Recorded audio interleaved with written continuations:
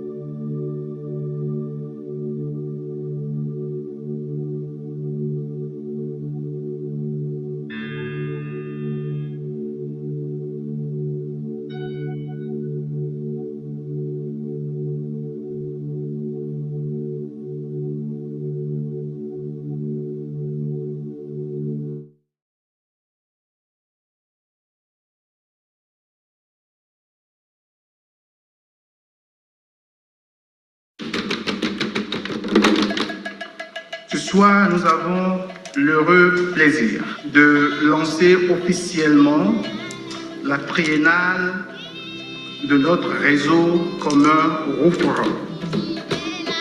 Today, we meet at a consequential time in Africa's evolution.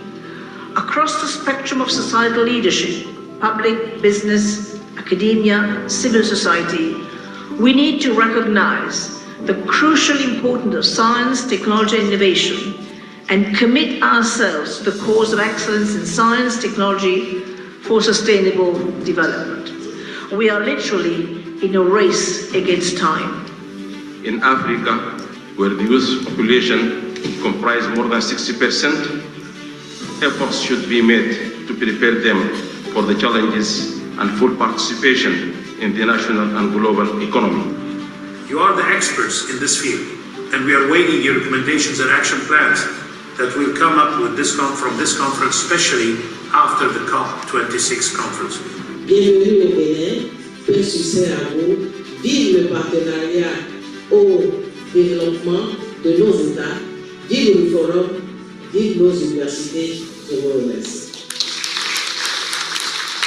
In spite of COVID-19 challenges, the first RUFORUM Triennial Conference, the 16th Annual General Meeting, and the 7th African Higher Education Week brought together policymakers, including ministers and technical experts, higher education leaders in Africa, development partners, private sector leaders, researchers, innovators, students, and farmer organizations, among others. Over 1,000 delegates from across the world attended the blended event.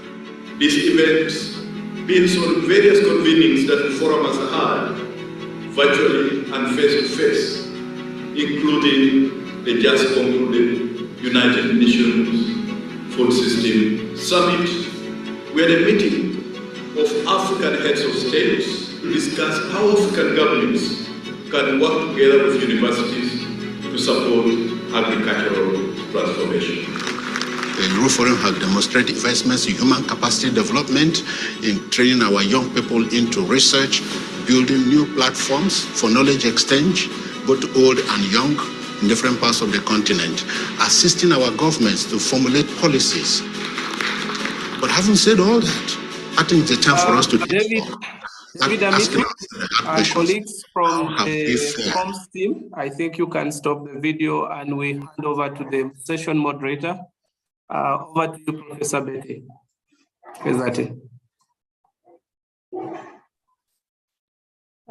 Thank you very much, Prof. Gero. Good morning to everyone logging. You're welcome to this webinar on framing transformation.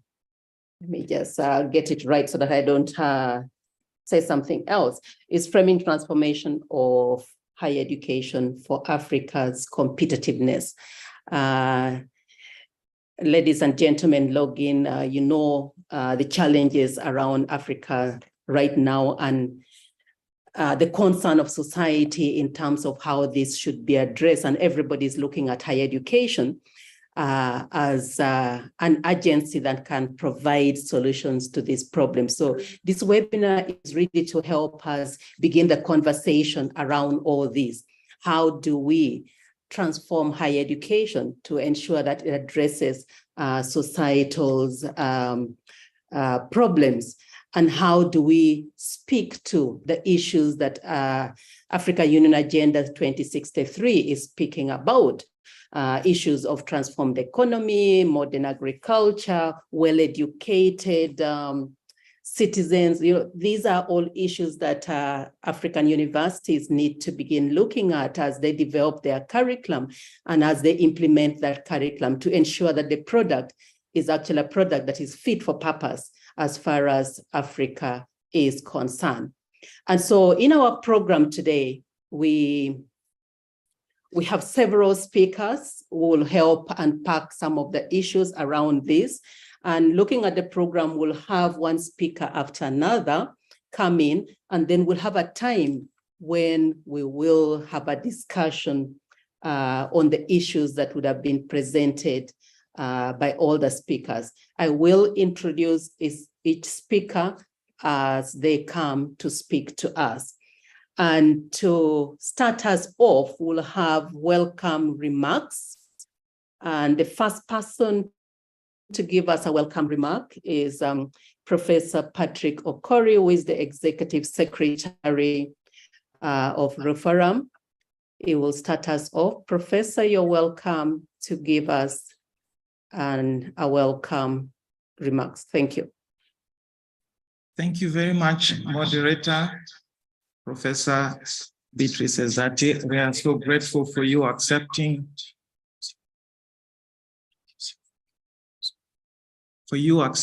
to moderate this very important meeting. We are also very grateful to all the participants for joining online. Thank you. Your Excellency, Jacques Famindongo, the Minister of State and the Minister of Higher Education, Cameroon, Professor Teresia Nkua-Kenji, the Roof Forum Board Chairperson and Vice Chancellor of the University of Bamenda, members of Roof Forum's Governing Board and all its organs present online, the keynote presenter for today, Dr. Beatrice Muganda, Principal Secretary in the Department of Higher Education and Research, the Government of Kenya, distinguished panelists that we have today, Professor Michael Mawa, who is the Chief Principal Quality Assurance and Qualifications Framework Officer in the Inter-University Council for East Africa, or IUCA, Ranjit Majumdar, Executive Director, Global Leaders Consulting UK, distinguished respondents, Professor Duncan Ongeng from Gulu University, Professor Nancy Ungai, Egerton University, Kenya,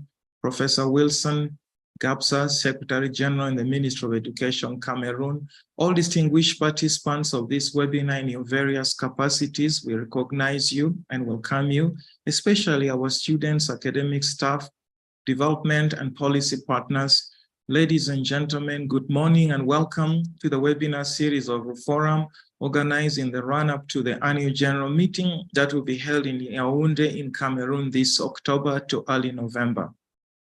Your Excellency and all distinguished participants, on behalf of RUFORUM management and on my own behalf, I deeply thank our host, Government of Cameroon, for accepting to host this year's 2023 annual general meeting in Yaoundé in October.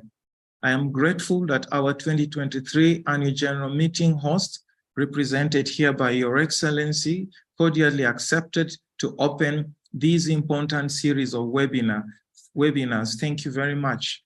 Distinguished participants, it's important to note that the confluence of advances in information and communication technology, as well as the ebbing COVID-19 pandemic that caused global economic lockdowns, have intensified virtual engagement world over. This webinar and other similar meetings surfing the post-COVID era recovery process has drawn us closer to each other more than ever before, albeit virtually. However, in October, we shall be meeting physically. Now, such possibilities enable dialogue across different spaces and time on key topical issues, and the Regional Universities Forum for Capacity Building in Agriculture is seizing the opportunity of the moment to benefit. It therefore gives me great joy to join and participate with you in this important event today. Distinguished participants, this topic, the topic of this webinar is, as has been mentioned by the moderator, framing the transformation of higher education for Africa's competitiveness. It's an important topic because the hope of Africa, harnessing especially its youth population dividend, lies in synchronizing our education systems to the contemporary and emerging futures of Africa and the global economy. Allow me to speak to a few underpinnings of why we chose this important topic to launch the AGM 2023 webinar series. First, Africa is the world's youngest continent with nearly 420 million people who are less than 30 years old. It's important to note that 1/3 of them are unemployed, or nearly 139 million. A similar number are vulnerably employed, they're barely employed, and only 1 in 6 is in wage employment. That leaves out a large portion of Africans who are not engaged in gainful employment and therefore contributing to the economy. It's also important to note that 10 to 20 million African youth enter the workforce annually from different institutions and different sectors of the economy. But Africa can only create 3.1 million jobs. In other words, only 1/4 of our young people can enter wage employment annually. By 2023, nearly 263 million young Africans will not be part of the economy in any way.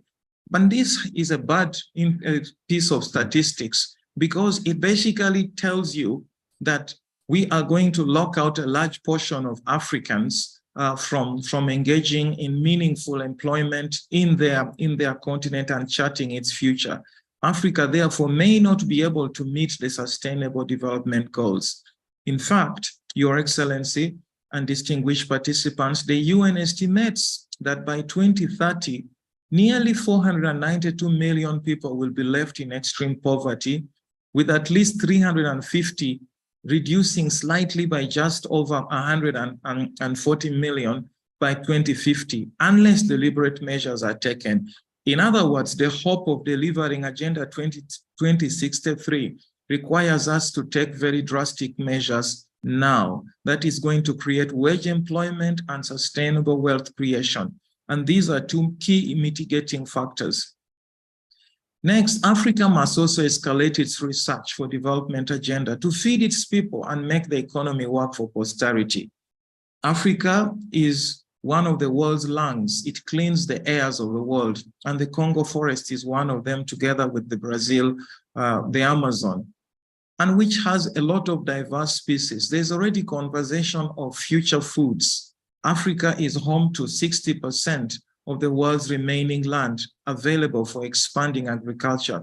Together with its broad, varied agroecologies, Africa can play a very big role in actually shaping the global agri-food systems for the present and the future.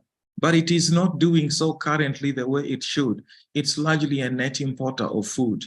Moreover, our economy currently accounts for just 3% of the world GDP according to the IMF.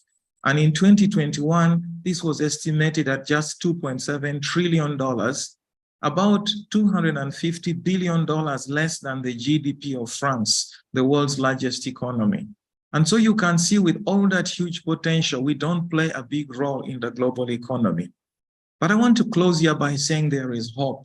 The African economy has expanded several times, about 5 times, from 506 billion in 1970 to about 2.6 trillion in 2019, a 5 times growth.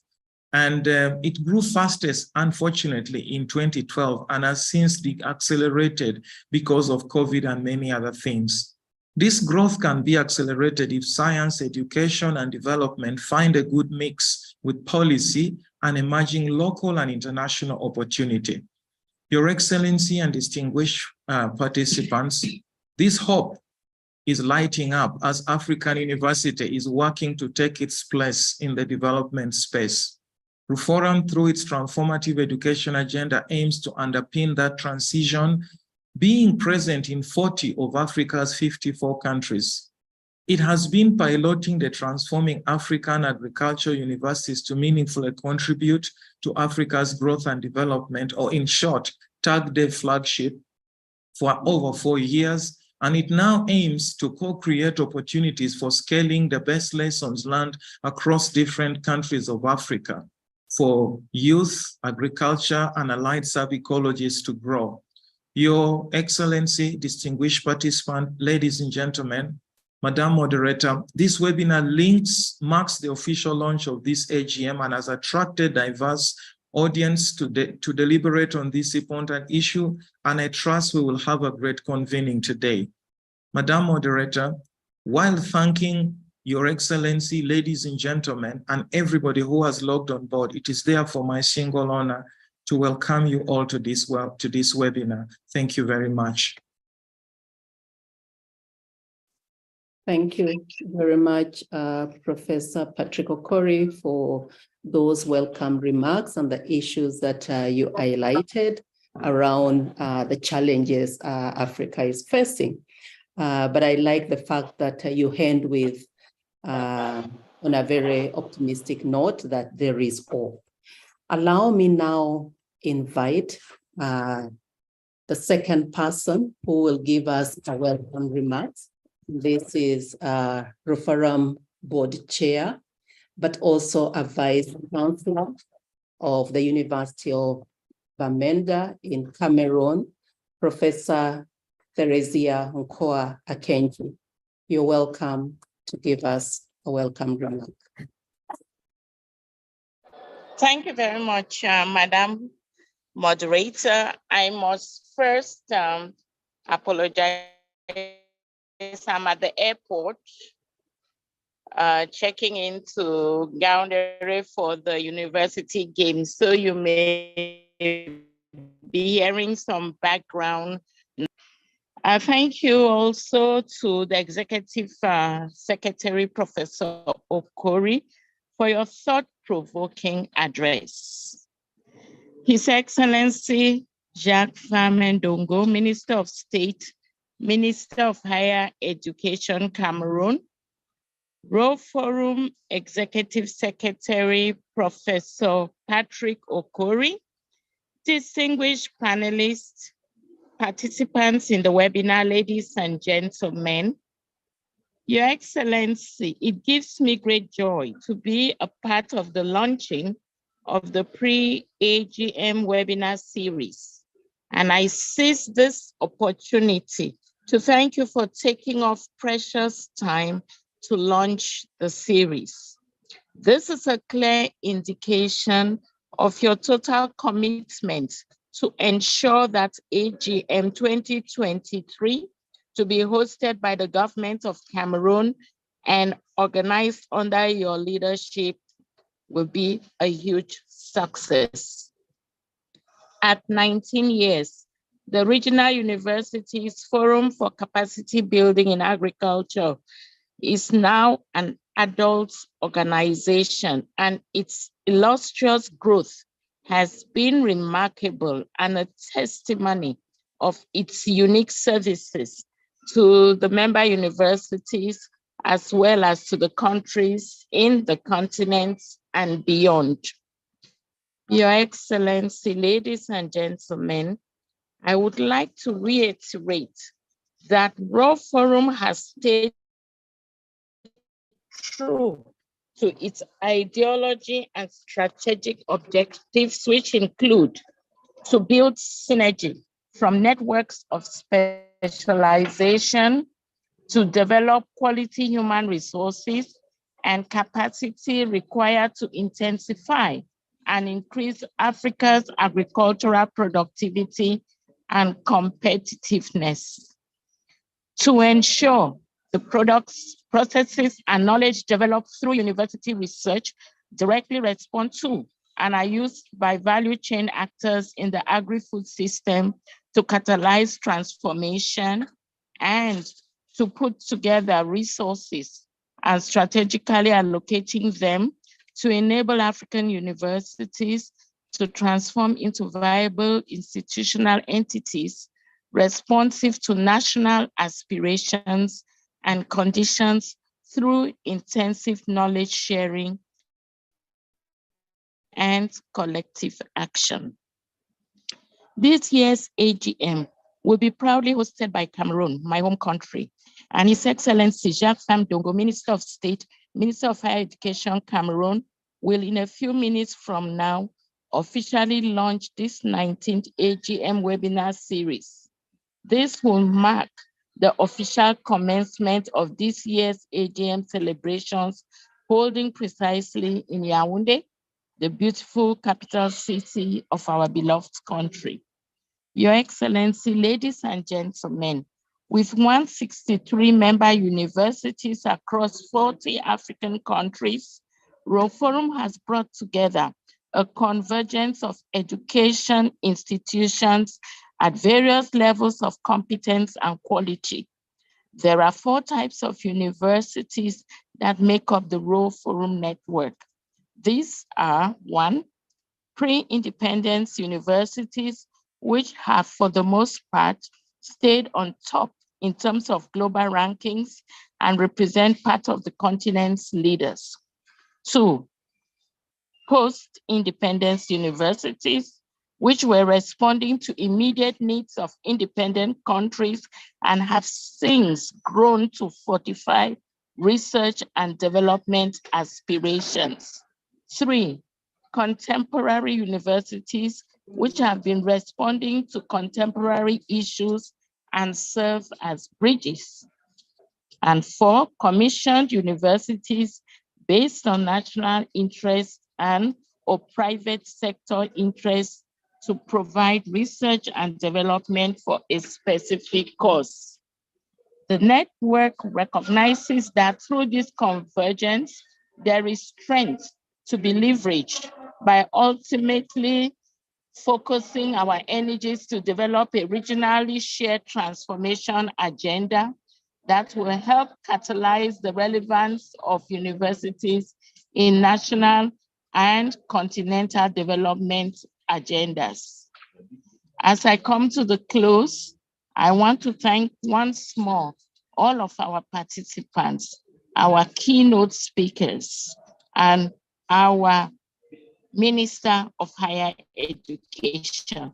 So Your Excellency, Minister of State, Minister of Higher Education of Cameroon, our keynote speaker, distinguished panelists, participants, ladies and gentlemen, it is my distinguished honor on behalf of the 163 member universities of Raw Forum to welcome you all to this webinar. I look forward to seeing all of you physically in Cameroon in October. Thank you for your attention.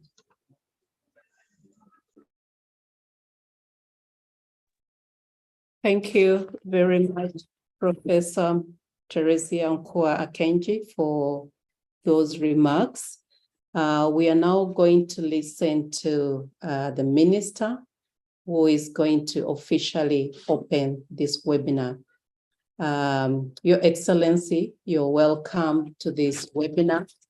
And allow me also saying thank you for accepting the host, the GM, as said by the Executive Secretary, as well as the board chair. So official opening will be by His Excellency Jacques Fem Ndongo, who is the Minister of State in the Ministry of Higher Education for Cameroon. Your Excellency, you're welcome to officially open this webinar.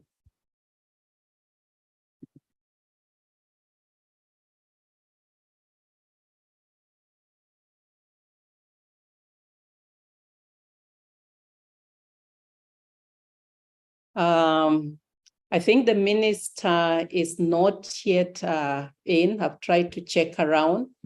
I think he hasn't joined us. We will get. He is in. Yes, I think he's the one using the Minds app. Okay, Your Excellency, you're welcome to officially open this webinar.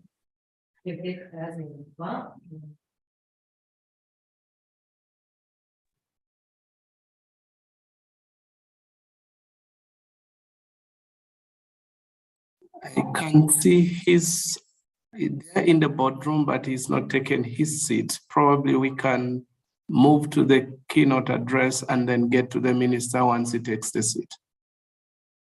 Okay, thank you, Prof. So that we don't lose time. Thank you, Prof, for the guidance. We'll now move on to our keynote speaker. And she has been in with us from the beginning. Our keynote speaker is Dr. Beatrice Muganda Inyangalea. She is the Principal Secretary in the Department of Higher Education and Research of Kenya. Principal Secretary, you are welcome to give us your presentation. Thank you.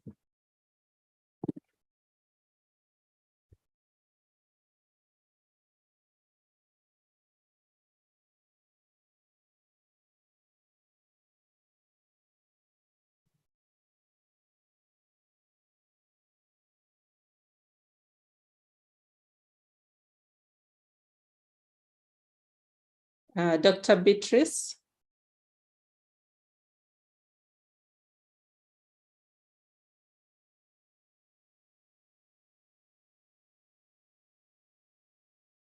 I can see she's logged in. She's logged in and she's unmuted, but then can't hear her. Yeah. Beatrice, can you unmute yourself? Oh no, we can't hear. She's actually speaking, but I think.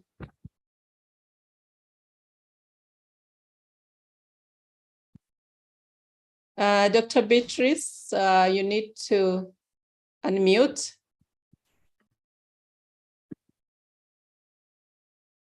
You're muted, maybe.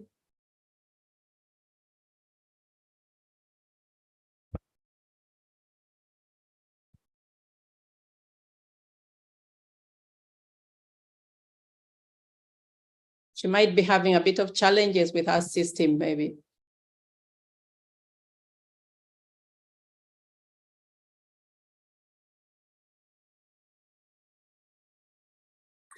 Yeah, we can actually. We can't hear you. Can you?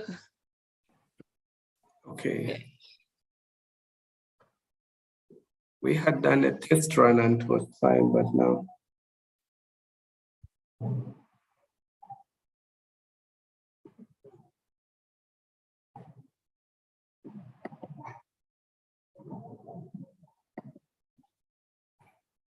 Okay. Maybe she can restart she can log out and re-log in. Possibly there is a problem with her microphone. Dr. Beatrice, can you hear us?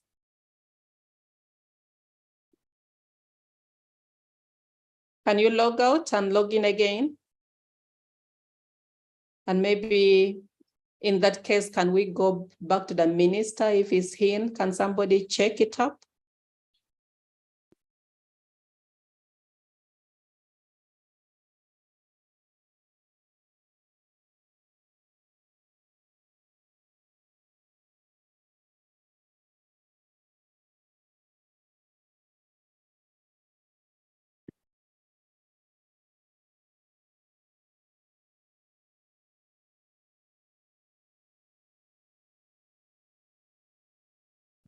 Prophet Gero, can you just check what is in the chat and respond to it?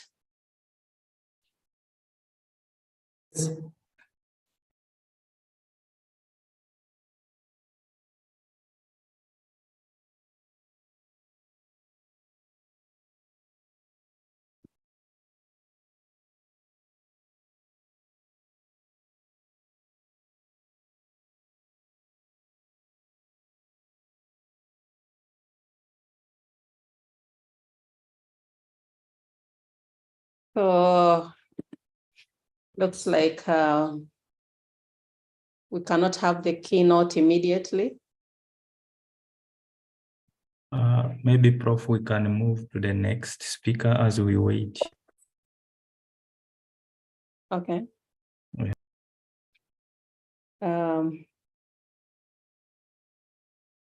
So let's move on. We hope that the keynote speaker will be able to address us when we complete the next session, which is the panel session. Can you hear me? Oh, yeah, we can Yeah, hear now you. it is clear. Great. So thank you so much. We are now able to hear you. And I think straight away, we just give the floor to you. Okay.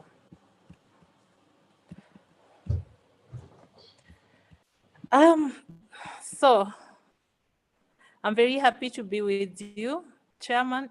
Sorry.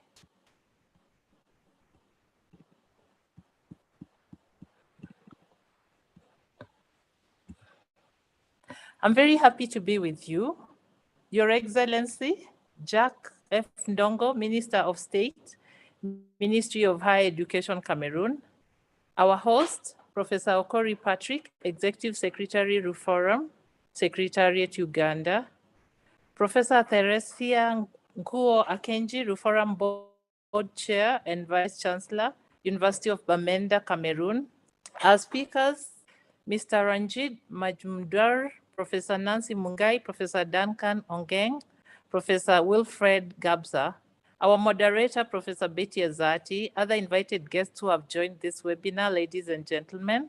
It gives me great pleasure to join you today for this important online facilitated webinar to discuss the key imperatives and draw lessons from past as well as ongoing initiatives on transformation of higher education for Africa's competitiveness. The foundation of good education is sharing knowledge.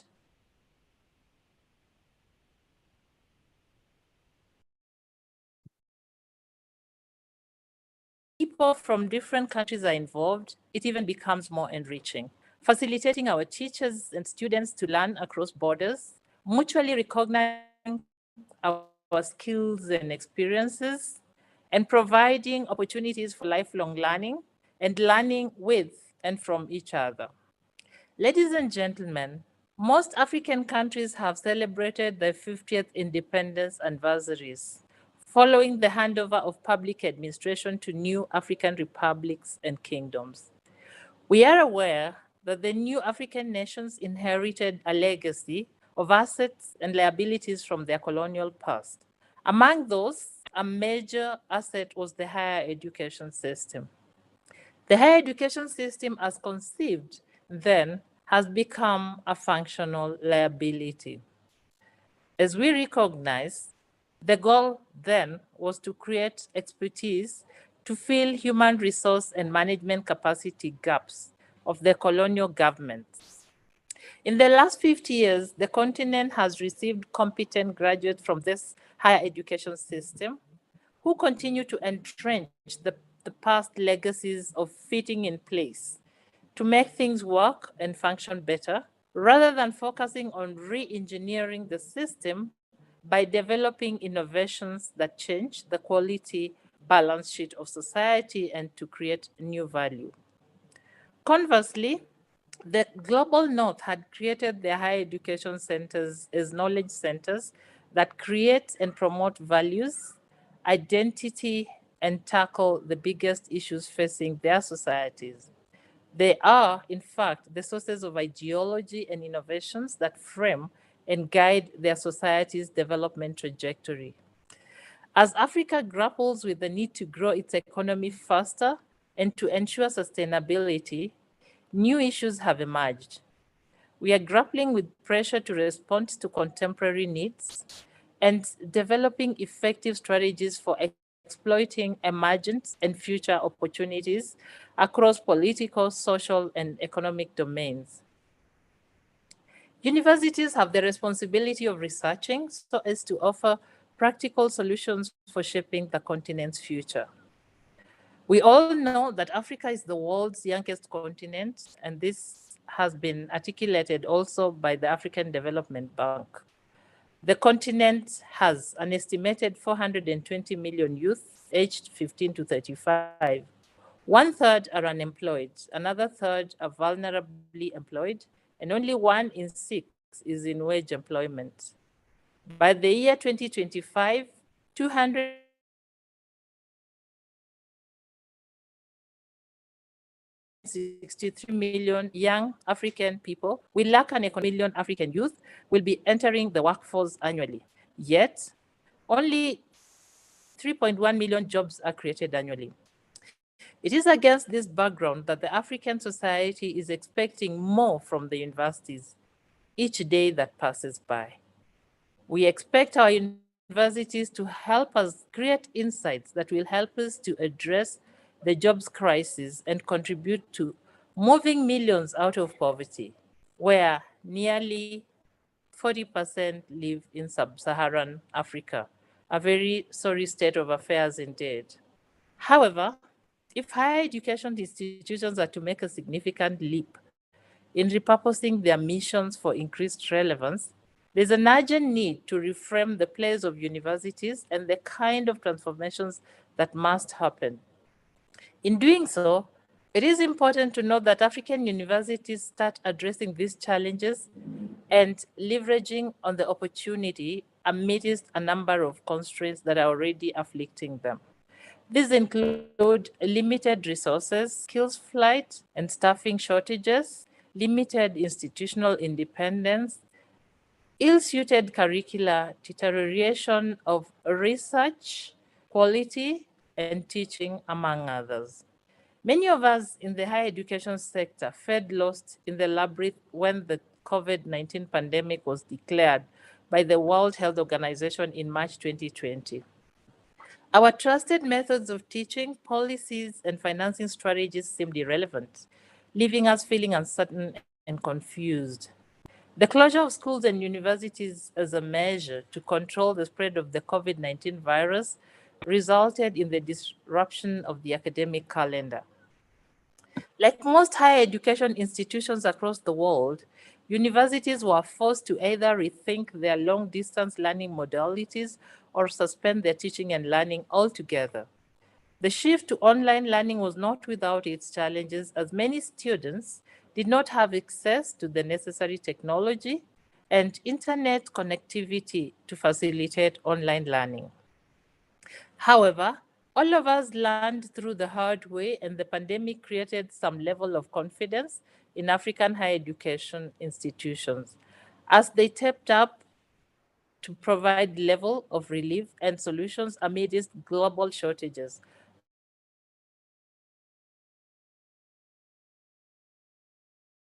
A trend that ought to be deepened to meet emerging development needs of the continent and the world economy and to respond to issues that arise.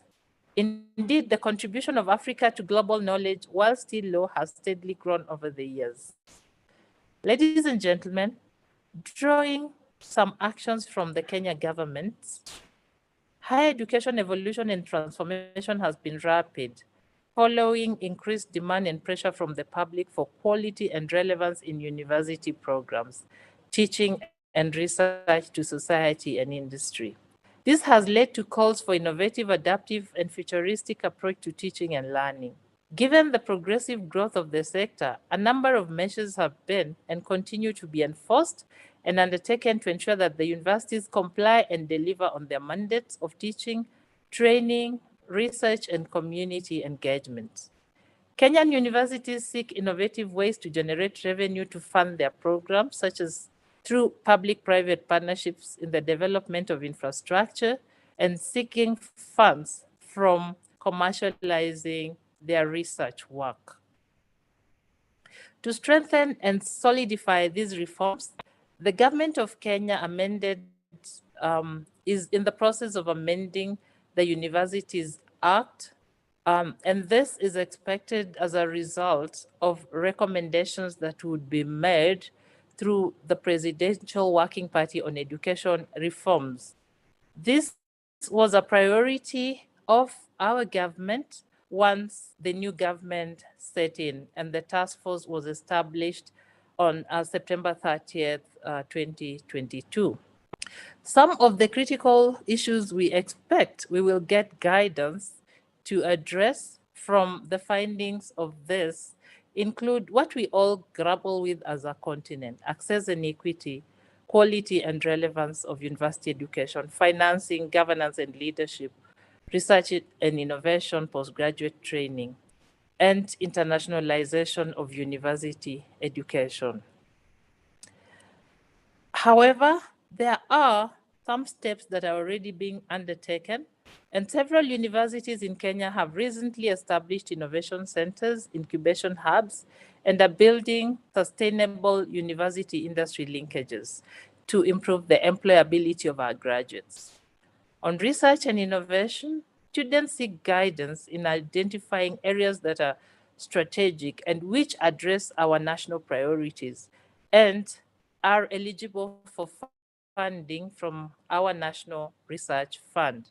However, much still needs to be done to tap the latent pool of creative initiatives and research outputs for economic use to transform the lives of Kenyans and Africans at large. There's an abysmal dearth of knowledge on how to use research findings to catalyze innovation, to make life easier or mitigate everyday life problems as our scholars focus on basic research. In Kenya, the establishment of the Kenya National Innovation Agency was meant to be a solution to this problem. This organization is at its preliminary stages of helping us to drive innovations that emerge from research. However, the paradigm shift is real. For the sake of it, it has moved from just leaving the responsibility to the university alone to government institutions, and the collaboration and synergy is real. For our universities and other research organizations, the emphasis on strategic areas that align to the needs of the country is changing the direction and agenda of research. And so, in the coming days, we expect that our universities will be conducting research that really informs policy, law, and national dialogue, and that the government will be drawing from these outputs. There is need to have a global perspective of education.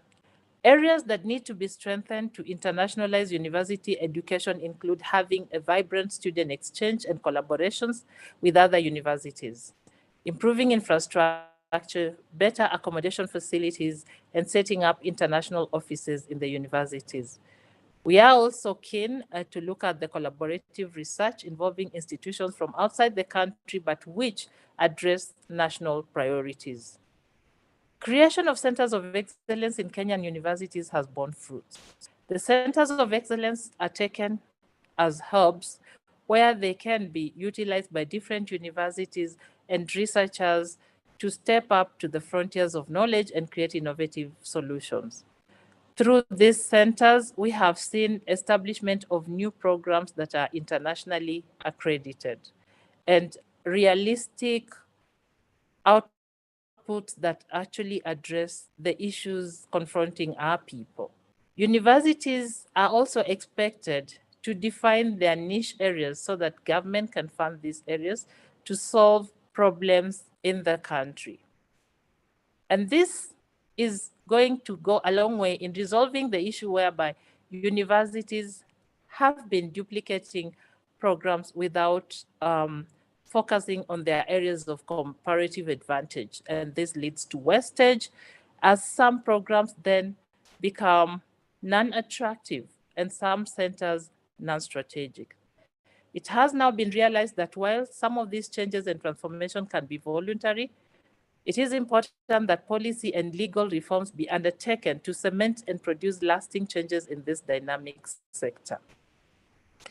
The Commission for University Education has a huge responsibility, and it works to develop, implement, enforce, and monitor regulations, standards, and policies. This is very important to help us keep momentum and ensure that targeted results are achieved. The Ministry of Education in Kenya works closely with the Commission for University Education and other stakeholders to ensure that the quality of education is not compromised. There's need for an appropriate balance between theory and practice to ensure that the curricula offered are responsive to industry and society needs, even as we embrace digital technology in delivery of our programs. With all universities in the country now governed by the Universities Act, operations of the sector have been harmonized. Higher education institutions remain vigilant against external forces and patronage, which often negate the gains made so far. To institutionalize reforms in the university sector in the country, the performance management process has also been strengthened and is coordinated through the Office of the Prime Cabinet Secretary. By so doing, reforms that are expected to make universities more sustainable, such as cost-cutting measures, such as incentivizing and increasing the volume of research and the patents that are expected, are now institutionalized in the performance management process as performance targets. And therefore, it will make all the reforms that we are striving for a reality. Some of these include commitments for internationalization and attracting foreign students from all over the world. This also forces universities to reinvent themselves, to improve on their profiles, and eventually this is expected to help in the university rankings as they strengthen the outcomes from their programs. As I conclude, ladies and gentlemen, the purpose of this online facilitated webinar to discuss the key imperatives and draw lessons from past and ongoing initiatives on transformation of higher education for Africa's competitiveness is timely. And so I urge all of us to pay great attention and contribute to the discussions that are very illuminating. I wish you very fruitful deliberations as you proceed with the rest of the webinar. Thank you, and God bless you all. Thank you very much for those very pertinent issues that you've raised in relation to education in Africa, specifically higher education, key issues around how do we actually work together to ensure that universities address issues that are affecting society in general. So speaking to collaboration more than competition, and also for sharing with us the things that are already being done in Kenya. Thank you very much. We'll now move on to, I think, back to the minister to listen to him as he gives the opening remarks. Thank you, Dr. Beatrice, once again. Hopefully there'll be comments and questions to your presentation later on.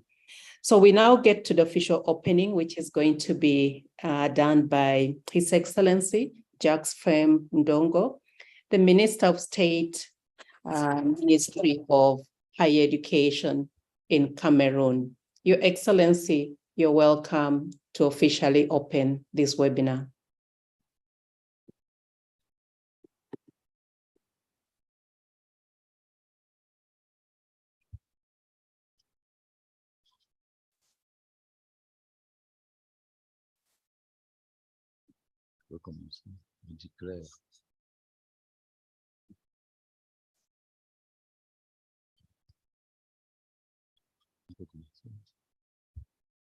Distinguées personnalités, mesdames et messieurs, en vos grades et titres respectifs, bonjour. Le sujet de ce webinaire, encadrer la transformation de l'enseignement supérieur pour la compétitivité de l'Afrique, n'aurait pas pu tomber à un meilleur moment, étant donné que le continent émerge des effets économiques de la pandémie de Covid-19 et est confronté à des tensions économiques mondiales exacerbées par la guerre dans l'Europe de l'Est et les tensions Est-Ouest. Ces défis appellent à repenser la voie africaine au centre de laquelle se trouve l'université, d'où de nouvelles idées, innovations et inventions sont censées émerger pour le bien-être de nos populations.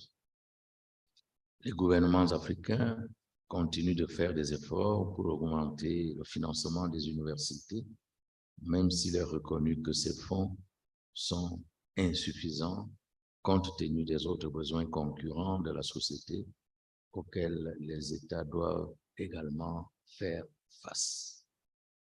Cela étant, les universités doivent trouver des moyens de se réformer fondamentalement afin d'accroître l'efficacité, la transparence dans la gestion, la bonne gouvernance qui attire des organismes de financement externes et le réoutillage qui se traduit par des diplômés qui s'intègrent facilement dans le monde du travail.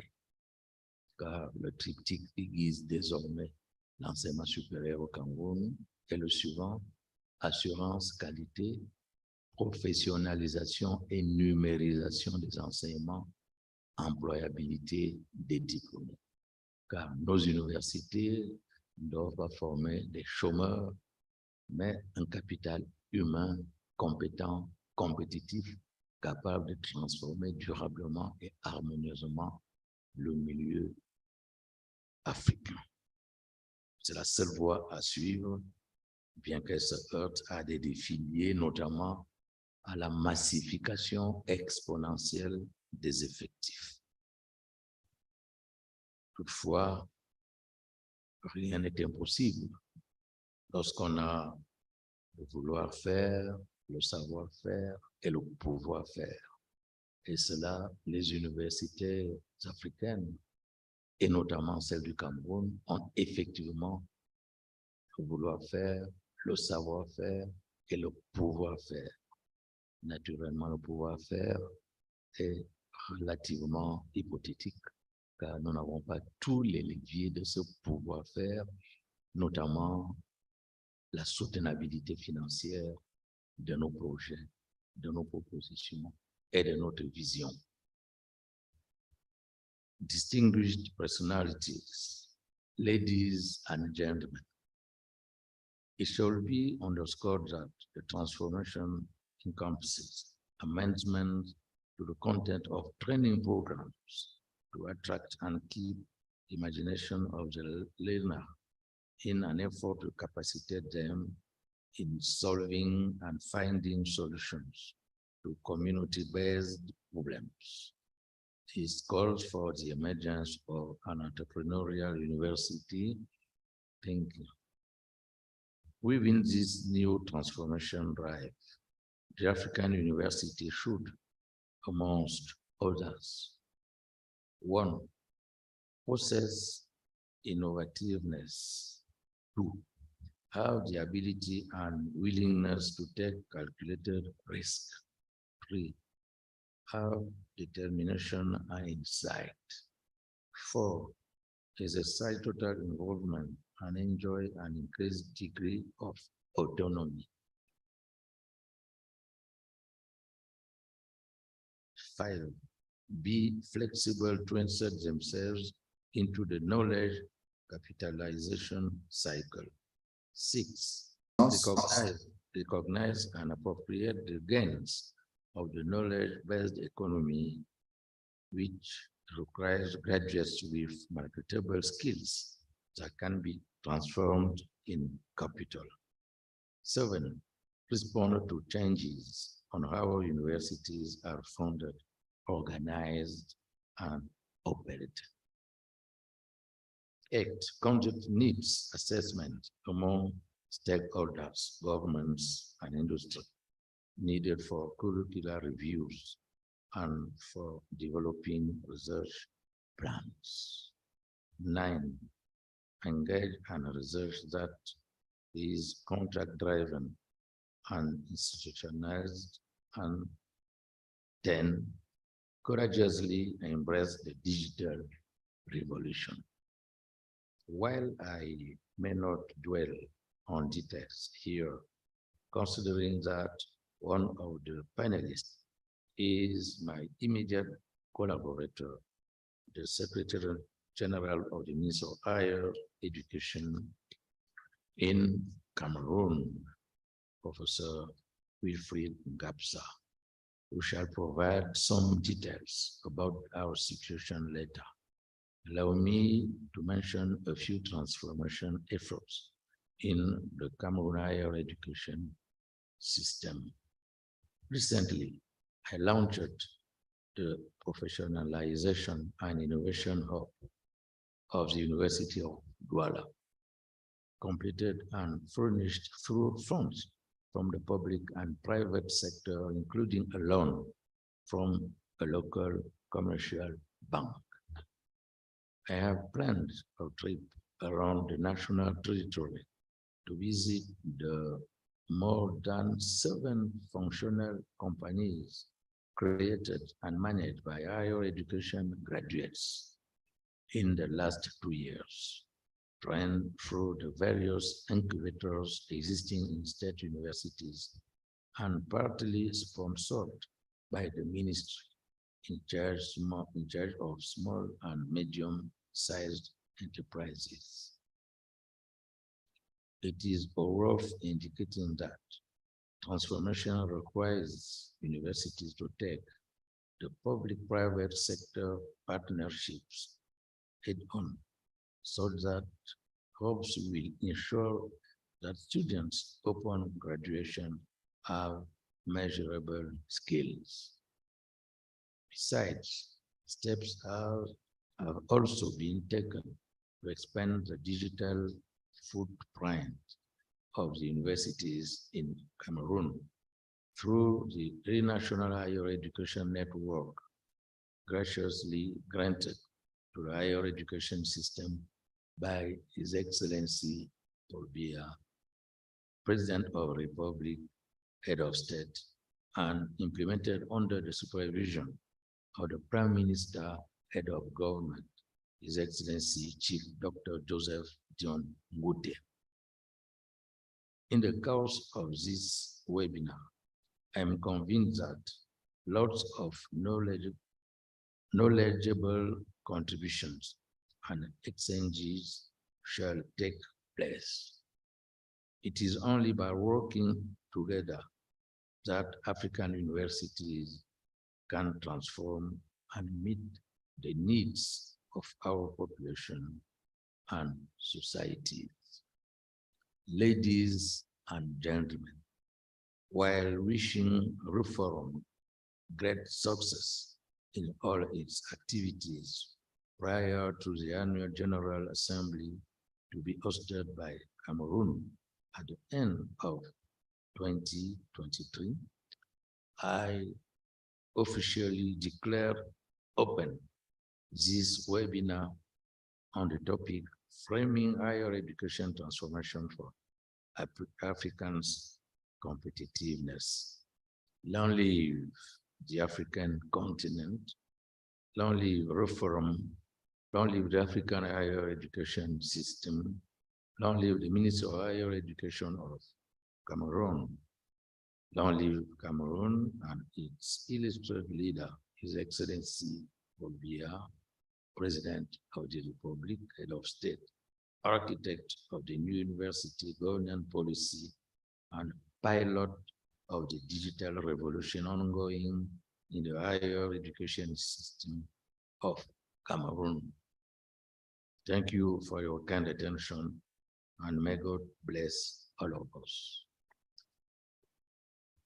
Thank you very much, Your Excellency, for the official opening of this webinar.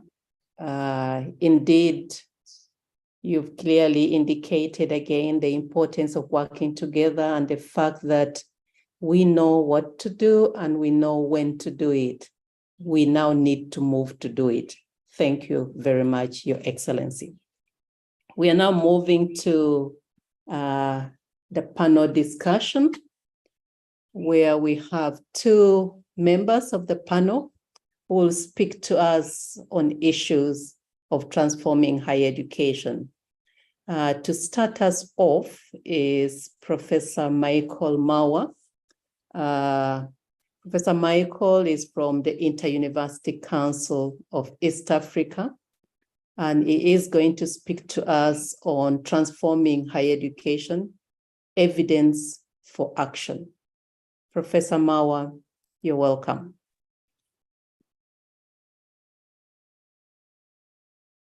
Thank you very much, Madam Moderator, Your Excellency, the Minister of State of Higher Education in the Republic of Cameroon, the Principal Secretary of Higher Education and Research from the Republic of Kenya,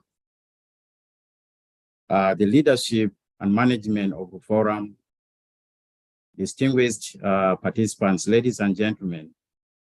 I would like to express our sincere gratitude for forum for inviting IUCA to participate in this important forum webinar, and particularly to share on framing higher education evidence for action, and framing transforming the higher education sector within the East African region will be our focus in this particular presentation. Allow me, Madam Moderator, that my presentation will focus on the current state of Africa's higher education system, which I am glad that the keynote speaker and the guest of honor have also highlighted on a number of things. I will highlight on the importance of transforming the system, particularly for global competitiveness. And I will focus more on the actions that have been taken by the Inter-University Council for East Africa in transforming the higher education ecosystem in the East African region. I will highlight some of the potential future triggers for further transformation of the higher education system in Africa, and I'll make my concluding remarks. Moderator and distinguished participant, the current higher education ecosystem in Africa is characterized by a number of key elements. The keynote speaker and the guest of honor has already highlighted the fact that there is low enrollment levels compared to other regions in the world. Africa still stands at a very low level, particularly of the gross enrollment ratio, which stands currently at 9.6 compared to the world average of 38.3, according to the World Bank report of 2019. Can you put can you put it on slideshow, Prof. Mawa? Oh, thank you.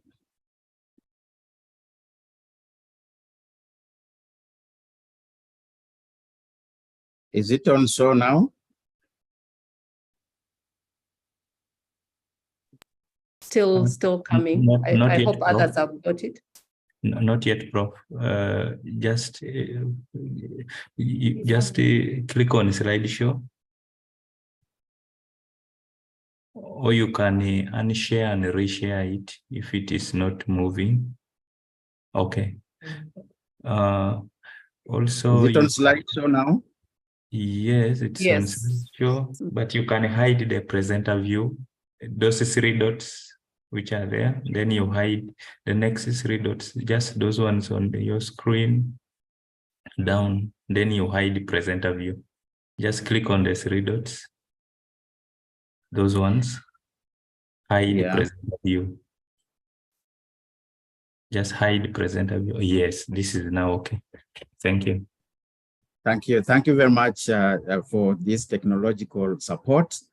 And allow me to proceed with the current state of Africa's higher education system. And I was highlighting the fact that this system currently is characterized by a number of factors. The low enrollment ratio is one of the key elements that we recognize. And this has been highlighted by both the keynote speaker and the guest of honor. We also note that the higher education system in Africa is characterized by inadequate funding, limited infrastructure, and inadequate qualified faculty in critical disciplines. I think this has remained as a challenge, and our transformation of the higher education system will have to pay attention to these realities. The lack of quality and relevance is still a major characteristic of our higher education system. And so our focus in transforming the higher education system has to pay attention to the issue of quality and relevance.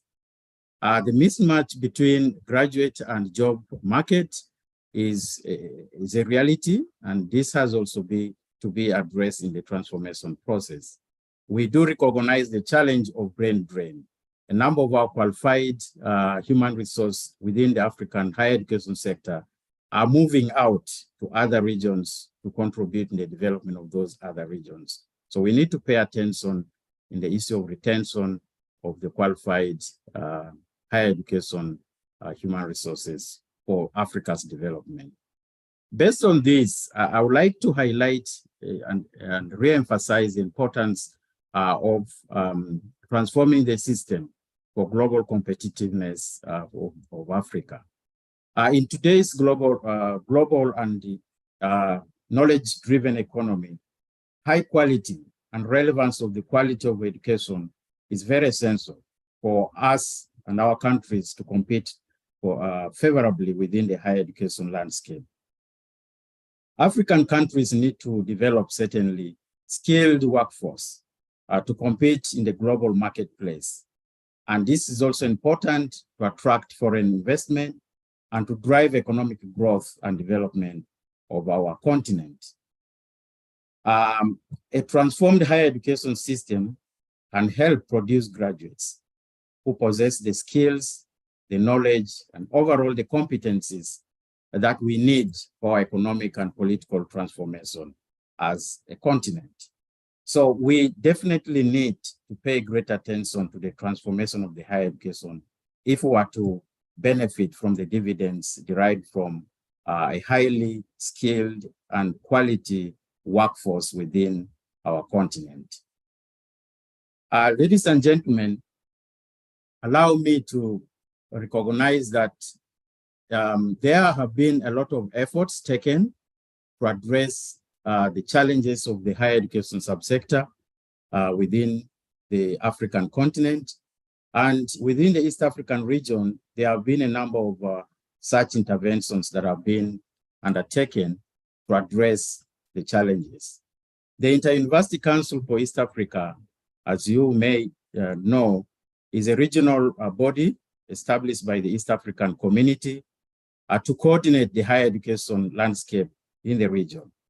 And this agency is guided in its operation by the treaty establishing the East African community and the Inter-University Council for East Africa Act. These two legal instruments mandate the institution to harmonize the higher education landscape in the region and to promote quality of the education, the relevance of the education, and the practical nature of the education in the region. And over the years, the Inter-University Council for East Africa has paid great attention to this mandate. In particular, the Inter-University Council for East Africa has been developing a regional quality assurance and qualifications framework to inform and to transform the higher education system in the region. It has also been working on harmonizing curricula and credit transfer. This has been seen as essential for facilitating regional mobility and, of course, regional integration of the people of the East African region. The Inter-University Council for East Africa has also been working to strengthen research and innovation capacity of the member universities in the region and promoting partnerships and collaborations among universities themselves and between universities and the private sector and between universities and government so that we can make together a greater impact in transforming the higher education system. The Inter-University Council has also been working on enhancing governance and management of the higher education institutions. So these are some of the measures that the Inter-University Council for East Africa has been taking to transform the higher education system in the region. There are some major interventions that the regional body has also taken to transform the higher education system. And some of these major transformations have been with the support of our partners, including the World Bank and other development partners, to help us to transform the higher education system in the region, and of course, contributing to the transformation of the higher education system in Africa. Among these major interventions have been the establishment of centers of excellence. And the chief guest has also highlighted and the contribution of these centers, and the keynote speaker has also highlighted the contribution of these centers, particularly in the Republic of Kenya. Within the East African region, we have 16 African centers of excellency that are coordinated by the Inter-University Council for East Africa. The other major intervention has been the establishment of 9 flagships for TVET institutions under the project called the Eastern Africa Skills for Transformation and Regional Integration Project for the Eastern African region, which includes countries of Kenya, Tanzania, and Ethiopia. These 2 major interventions have had very significant impact, but the main aim of these interventions were to improve the quality and relevance of the higher education in the region, to produce highly skilled graduates, especially the African centers of excellency, and to produce also highly skilled technicians and artisans, especially for the TVET centers, so that they may contribute meaningfully and greatly for the development of our countries and of the region.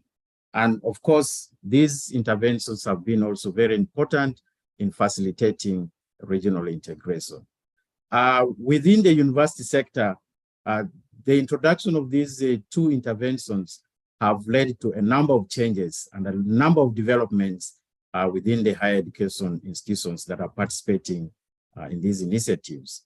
Among these infrastructural development, a number of these centers of excellency and flagships have established new infrastructure to respond to the challenges of inadequate infrastructure in the delivery of quality education in their institutions.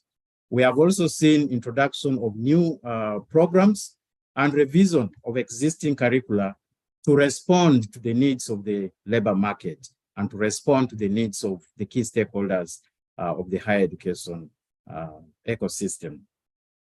We have also seen capacity building, especially of faculty members in pedagogical leadership, to enhance their ability to contribute even greatly in the training and the skills development in the region. We have also seen in many of these higher education institutions that are participating, establishment of research and innovation centers. And these are increasing their output in terms of the research and innovation output and contributing to addressing societal problems and challenges within the region and of course in Africa. We have also seen establishment of robust partnerships, particularly between universities and the private sector, the universities and governments in these particular initiatives. As we may recall that these centers of excellency and these flagship institutions established in East Africa and of course in Africa have been the response of government. And so government, academia and private partnership has been very much emphasized in this. And this has greatly enhanced the university's collaboration with the other key stakeholders in the higher education sector. These are some of the kind of developments that we are seeing, the kind of transformations that we are seeing in the higher education system as a result of major interventions in East Africa and of course in Africa in whole. There are some challenges, but also opportunities of scaling up some of these interventions. And we know that the challenge of inadequate funding still remains standing, and it remains very major challenge for most of our centers of excellency and also for many higher education institutions. The challenge of limited infrastructure and of course of inadequate faculty in a number of critical areas of disciplines still remains a challenge to be addressed. But there are also opportunities as a result of these major interventions of transformation. Among these opportunities are increased collaboration among the key stakeholders that are participating in the higher education transformation process. For example, there is an increased partnership between universities in the region as a result of joint actions through these interventions. Particularly, these partnerships are resulting into shared knowledge, shared expertise, and shared resources among the centers of excellency and among the universities in the region. These centers of excellency are serving now as centers for benchmarking for a number of other universities in the region to learn the best practices from these centers of excellency. And I think this is going to greatly support the transformation of the higher education system in the region.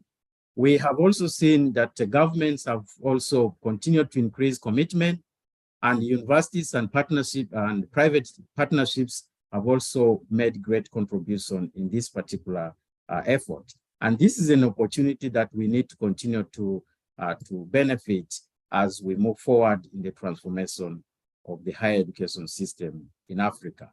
Our governments are continuing to provide funding, and we continue to appeal to government to continue to support the higher education sector with appropriate and adequate funding and also appropriate policy framework to champion the transformation that is taking place. Universities are implementing a number of these reforms, and we urge universities to continue with these reforms so that our higher education institutions can remain relevant for our societies. The private sector should continue to invest in the education sector so that we can be able to benefit greatly from an increased trained, skilled, and quality human resource that is being produced from the higher education institutions. We also ask that the civil society should continue to advocate for the importance of education in development. Many of the civil society organizations are playing a role, but we continue to ask that they should continue to increase their role and their participation in advocating for increased resource allocation, increased policy framework for the higher education sector so that we can transform and meaningfully contribute to the development of our continent. Dear moderator, I would like to bring this to the conclusion mainly by highlighting some of the potential future triggers to the transformation of higher education system in Africa. We have already noted the fact that there is an increasing growth in our population, and Africa still continues to have a very large young population. This young population will continue to demand for education, and the higher education institutions will continue to prepare and transform themselves to respond to this particular trigger or need. We also recognize that technological innovations are taking place, and the digital revolution is certainly going to transform the higher education landscape very greatly. We do know that the digital transformation is supporting an increased access to higher education, but also is increasing issues of inequality, especially in regions and areas where this technology is not easily accessible and easily utilized by our population. But we also recognize that there's the new emerging technologies, including an issue of data science and artificial intelligence, is also going to have a huge impact on the higher education system, both in terms of facilitating or enabling the quality of higher education, but also it may be a great disruptor of the higher education system. And therefore, as we transform, we need to pay attention to some of these growing issues. We also do recognize that there is economic development going on in our continent, and within the East African region. The expansion of the region to now 7 member countries is also increasing the demand for skilled labor force. And this increase will certainly require that higher education institutions transform to respond appropriately to the demand for increased labor. Globalization is also having an impact on us, and it will continue to shape the higher education system. As Africans, we need to increase on our labor creation so that our labor can also find opportunities to work outside Africa and contribute through remittances to our economies to boost the economic development that is going on within our society.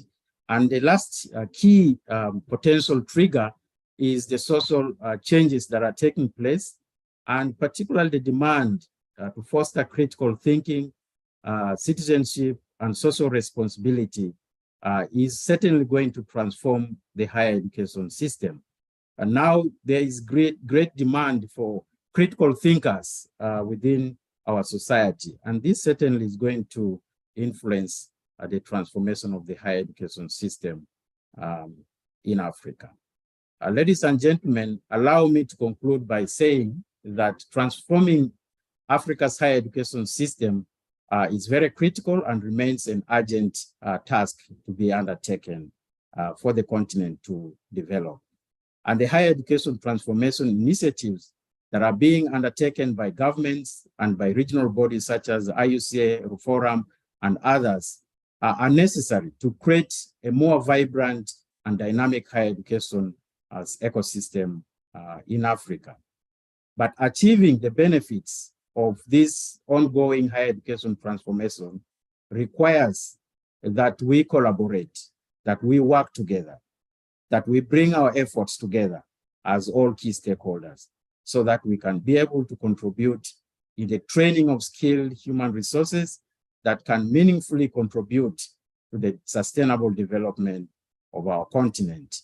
And I would like to submit that we need to pay great attention to the potential future triggers of the higher education transformation system so that we can respond appropriately and timely. I want to thank you very much for listening to me, and I will be glad to receive comments and questions as the discussion continues. I thank you very much. Thank you very much, Professor Mawa, for that very elaborate presentation, starting off with problems, of course, but also the opportunities that exist that we can take on. Let's now listen to our second panel member, who is Mr. Ranjit Majumdar, Executive Director, Global Leaders Consulting. Is going to speak to us about building blocks for transforming higher education, evidence disrupting status quo. Mr. Ranjit, you are welcome.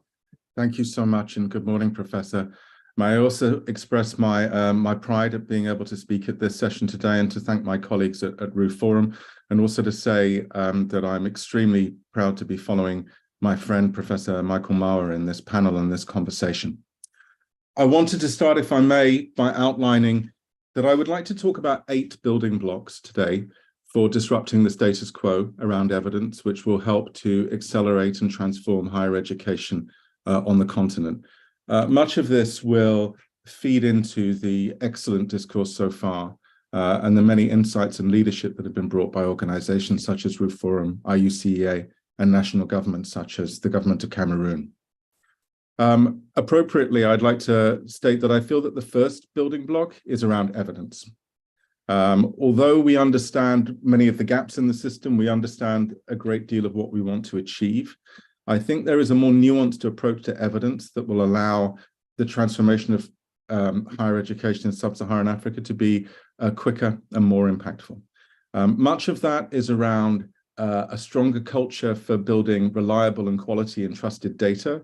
Professor Maurer is certainly right that that AI and machine learning may be a very important factor, but that needs to build on a foundation of quality data. And in addition to the data, we need to be a stronger force for sharing data together. We need to be able to commit to evidence synthesis, to look at pluralities of different kind of evidence, and to draw conclusions and trends that allow us to make approaches and interventions and to scale models that are truly effective. We also need to keep our eye on what it is that we want to achieve here. The academic Peter Drucker famously said, "The purpose of an economy is to build a middle class." And one of the key building blocks of this middle class will be a stronger enterprise culture, a knowledge-focused enterprise culture in sub-Saharan Africa. But for that, we need to frame certain evidence questions, such as, what kind of undergraduate education and what kind of community ecosystems need to exist to power small and medium-sized enterprises in communities in sub-Saharan Africa? As we know that business creation may be a very important factor and platform for moving forward. So I think framing the right evidence questions, being willing to understand where there are evidence gaps and evidence duplications, to share data together, but also to synthesize data to identify trends and models and to identify what we don't know, is a crucial foundation for understanding what it is we should be doing and what we can do most effectively. The second building block is investment. Investment is increasing, but the stark reality is that we are hundreds of billions of dollars a year off of what African education needs to be transformational. And so as we look to the future, we must be building a system that is attractive to investment. And whether that investment is from national, regional, international governments, whether it's from multilateral organizations, whether it's from capital markets, however we see this, we need to plot a pathway through to a massive cash injection into African higher education over the next 5 or 10 years. And I feel that we should be thinking more about what do we need to do to be able to do that? Because I feel that we are deceiving ourselves to imagine that we can create the transformation that we are truly capable of without the capacity to channel a major capital investment into multiple systems across the continent. I also think, to move on to point 3, one of the crucial building blocks will be prioritization, and both evidence and investment lead into this. I will say that when I look at it from the point of view of the global growth of universities and the way that universities are ranked and thought about, I understand why research is important, but the building of knowledge-based economies is a marathon and it's not a sprint. And if I look back and understand, I can see that if I look back to Oxford University in 1983, 10% of its students were graduate students, postgraduate students. Now it's nearly 50%. Back in that time, major universities in the UK, undergraduate teaching was not taught by people with doctorates. Most academics didn't seek out doctorates at that time, particularly outside of the hard sciences. I think my contention here is that if there is a phase level of growth for African higher education, there may be the high potential area to change quickly may be in building on what Professor Marwa said, which is a transformation of teaching and learning, particularly at undergraduate level and particularly at postgraduate level. That may mean that some of the ambitions to drive research would need to be deferred or at least phased until a later stage. But the one thing you appreciate in the global higher education system is that unless governments are able to commit deeply to research, it's very difficult to build true research capacity. And again, we may need to prioritize where those research capacity areas are. But I will say that if you look at Harvard University, 68% of their research income comes from the US government. You know, it's a reminder that even for a private university with a $35 billion endowment, the US government is what is powering Harvard's research capacity. And so again, we need to think of a pathway towards increasing not just the visibility, as the minister said, of researchers to European grant funding, but to appreciate that we may need to fix teaching before we think that we can fix research, which may be a longer term endeavor. Collaboration is number 4. I think it's an area that we continue to talk about. But I will say that when I speak to global leaders in higher education and in the nonprofit world, and to those heavily involved in evidence generation, monitoring, and evaluation, they will always say the same thing to me, which is that there is no single initiative, there is no single intervention, and there is no single organization that can create impact. In order to create change, in order to create meaningful change, we simply have to work better together. I think that the African systems, as Professor Marwa said, are in a place where we understand the importance and the urgency for that. And collaboration is hard work, but creating collective impact and collective action is completely necessary to transform the higher education system. We can't do it without it. And creating a longer term impact most certainly depends on it. I wanted to go to number 5 and say that there is also a question about integrity and innovation. The challenges and opportunities for building knowledge-based economies in sub-Saharan Africa are going to be authentically African. It is of limited use, in my personal opinion, to look towards higher income countries, to East Asia, to European countries, to the US, even to the Middle East and other parts of the middle income world, to look for patterns of the ways in which knowledge-based economies will be driven in areas like agriculture by local universities. I will also remind you all that it is this group and many of the attendees here today who have the answers to many of these questions. But please do not seek to build a system based on ones that already exist. There will be a new system and a new knowledge-based economies built in Africa based on African integrity and African innovation. And again, evidence and prioritization and all of these factors are building blocks that underpin that core building block. Building block number 6 is equity. This is extremely important, as you all know, for the equitable inclusion of women in higher education, for people from marginalized groups, and also for people who suffer from disability and have other lifelong conditions that impair their ability to participate and attain excellence in higher education. This is a long journey to make sure that we can build this into the system. But the other thing I think that the groups like this understand better than international donors do, for instance, is the importance of building equitable knowledge ecosystems so that we are transforming not just a few chosen institutions and universities or particular countries or particular regions, but we are doing everything we can to build systems across Africa that can support development, not just in capital cities, but to lower income communities and rural communities as well. I think we should also think about reframing the conversation. I think, again, to look to America, you will see that the Ivy League universities are the gold standard. And yet, I can tell you that Harvard University only admits 53% of its undergraduate students on academic merit. 47% are admitted because their parents went there or they're on sports scholarships. One of the things that is trying to be reframed here is that African universities shouldn't have to be chasing global rankings that are biased towards decades and decades of investment and research income in higher income universities. We need to reframe the conversation. We need to be able to reward the progress in higher education in sub-Saharan Africa for including access and enrollment across societies and across marginalized communities and groups.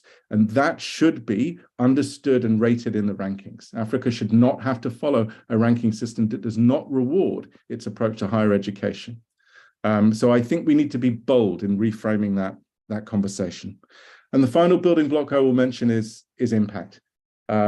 Unfortunately, such is the importance of transforming higher education, we will not be in any position to distance ourselves from the impact that higher education creates on socioeconomic development, on equity, and on the growth of local and regional and national societies. And so we must keep an eye on what we think higher education can do and what it will achieve for national and regional economies. I submit these 8 building blocks and to thank you all again for the honor and the pleasure of contributing to this important debate. And thank you to RU Forum both for its hosting of this event and for its leadership. Thank you. Thank you very much for very precise but informative presentation on the building blocks. Participants, just keep your question, type it on the chat as we move on to our final block of presentation, which is going to be by 3 people from the TAGDEV universities. And to start us off, oh no, we still have another presentation that missed out the piloting. Apology for that. We have a presentation on piloting transformation, shared vision between emerging and established universities. This presentation, I just look at the program again.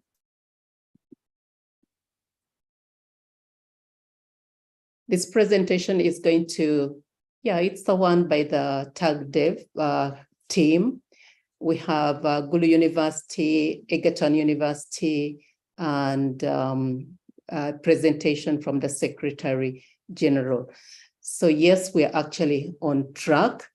Our first presenter along on this is going to be Professor Duncan Ongeng, who is a TAGDEV program coordinator from Gulu University in Uganda. Professor, you're welcome to share with us your experience of transforming your institution in terms of the pilot that was done. You're welcome.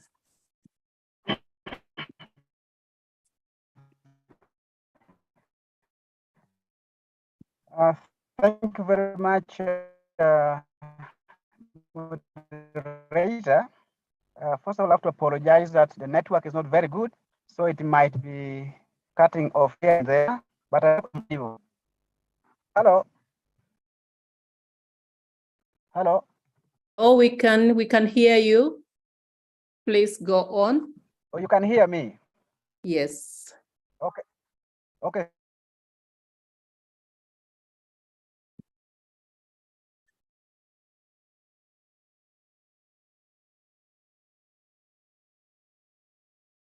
Now we can't.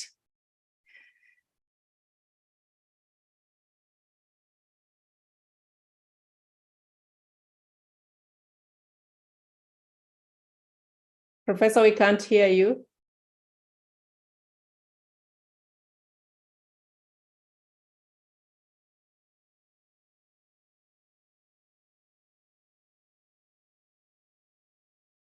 He's now offline. Is off. Yes. I think we'll move to Egerton as Professor connects. To present the Egerton experience, we have Professor Nancy Mungai, who is a TAGDEV program coordinator at Egerton University in Kenya. Professor Nancy, I think you can come in as Professor Duncan works on his connectivity.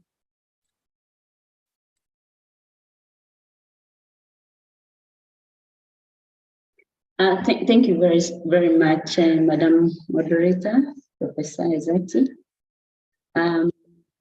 distinguished guests, panelists and participants. It's my great honor to participate in this very interesting webinar to discuss on framing the transformation of higher education institutions. And I will be speaking from the experience of Egerton University. Share my slides.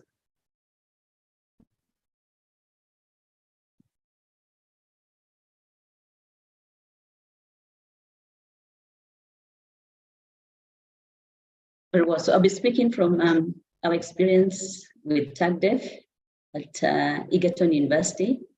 And so as a start, let me just acknowledge all the panelists who've already presented, already a lot of great insights coming through in this discussion. So just give a very brief overview of Egerton University for the sake of those who may not be as familiar with Egerton University. Egerton University is is a public university in Kenya, and was founded in 1939 as an agricultural or as a farm school for farmers, but transitioned to be an agricultural college in the 1950s and became a constituent college of the University of Nairobi in 1986, becoming a fully fledged university in 1987 through an act of parliament, which was repealed through the Universities Act of 2012 that the principal secretary alluded to. It has a vision of becoming a world-class university for advancement of humanity and to generate knowledge and offer exemplary education and training to society for national and global development. And it's a great mission, it's a great vision, and I think the discussion that we have had since this morning is really to see how do we do that as an institution and as institutions of higher learning. And so through TAGDEF, Egerton University has been piloting a new model of education. And this model really focuses on three pillars, which is experiential learning, community engagement, and entrepreneurship. I know some of the earlier speakers, and allow me to quote particularly the principal secretary, alluded to the fact that we must move from theory to practice. And that has been a challenge of the higher education approach, that when we move from TVETs, which is much more hands-on, we go to especially universities, then we have less and less of practical approach, and practice. And this is what TAGDEF has been piloting, going along with the long tradition that Egerton University has had of offering practical education. So experiential learning has been a key pillar, ensuring that the students move away from just thinking about the certificate they will get, but really about the set of skills and knowledge and attitudes they're going to acquire to help them to become the change agents that we wish them to become. So the issue of also community engagement and entrepreneurship. And all these are aimed at bringing in transformation at individual student and staff level, at institutional level, at the community level. And in the community, we're also looking at the general policy framework that contributes to transformation in a very big way. I know the issue of internationalization in institutions of higher education was alluded to, and we want to thank RU Forum, because through TAGDEF, we have had the opportunity to contribute to the internationalization of Egerton University, because we have recruited students drawn from 14 African countries, as shown in the map. So this model, we will just speak to the transformation that has taken place, because we're talking about bringing transformation, starting at improving access to higher education. Through TAGDEV, we have been able to support about 188 students, 50 of whom are female, to undertake postgraduate and undergraduate courses at Egerton University. And through the model that we have implemented at Egerton University, then we have seen a lot of transformation in these students. And I'll start off from the end, because after we train these students, we must find a way of transitioning them. Excuse me. We must find a way of transitioning them to the community, as it were. And this is also a strong component of the TAGDEV program. And we're just showing the transition of the students who've already graduated. And it is interesting to note that, especially for the undergraduates, a good number of them have benefited from the internship programs that we provide, which is great because it gives them work-related experience before, immediately after graduating, as they seek to join the labor force. The issues of unemployment, youth unemployment, has been a big issue. And so we're also looking at self-employment, and you'll notice the percentages are almost similar for both undergraduates and postgraduates, at least 14% for undergraduates and 15% for postgraduate. And we'll be showing how these self-employed students, what they're doing, they have created employment for themselves, but they're also creating employment for other people. And we'll show you then how that has happened. It has happened by the skills that they have received when they have been within the university.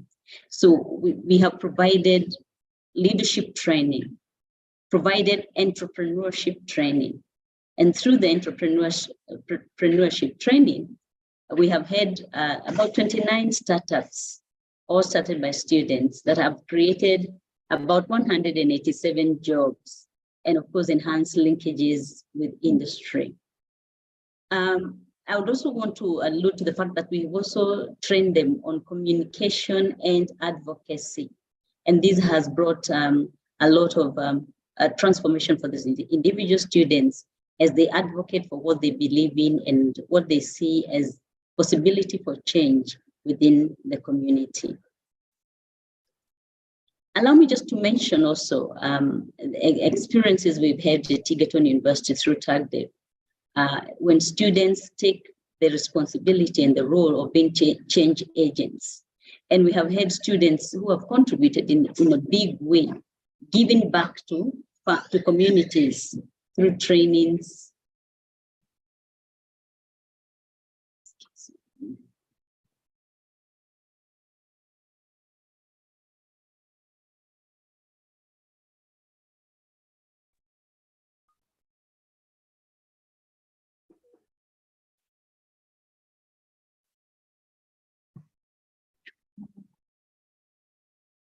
Excuse me for that. So we just giving examples of some of the activities we have had with students as change agents.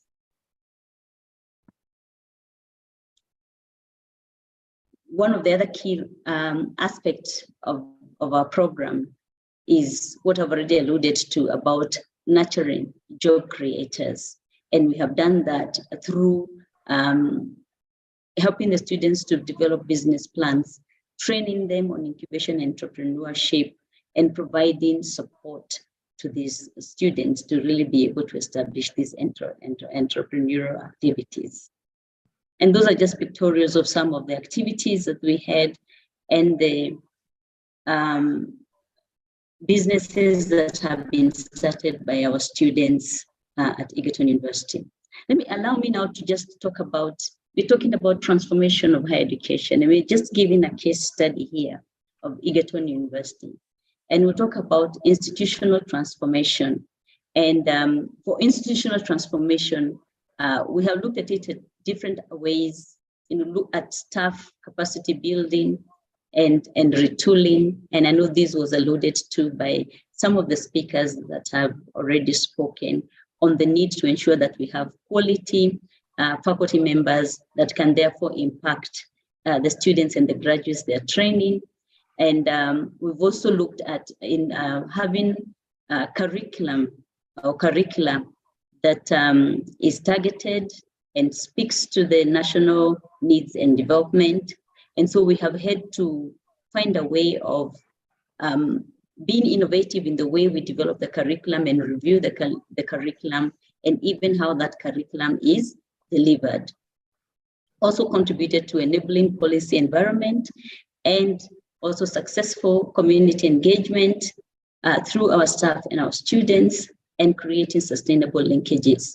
I'll just give a few examples, I'll just highlight a few examples of some of the successful community engagements that we've had, because I really will not have enough time to tell you all that we have done. But we are saying this as an example of how transformation can take place.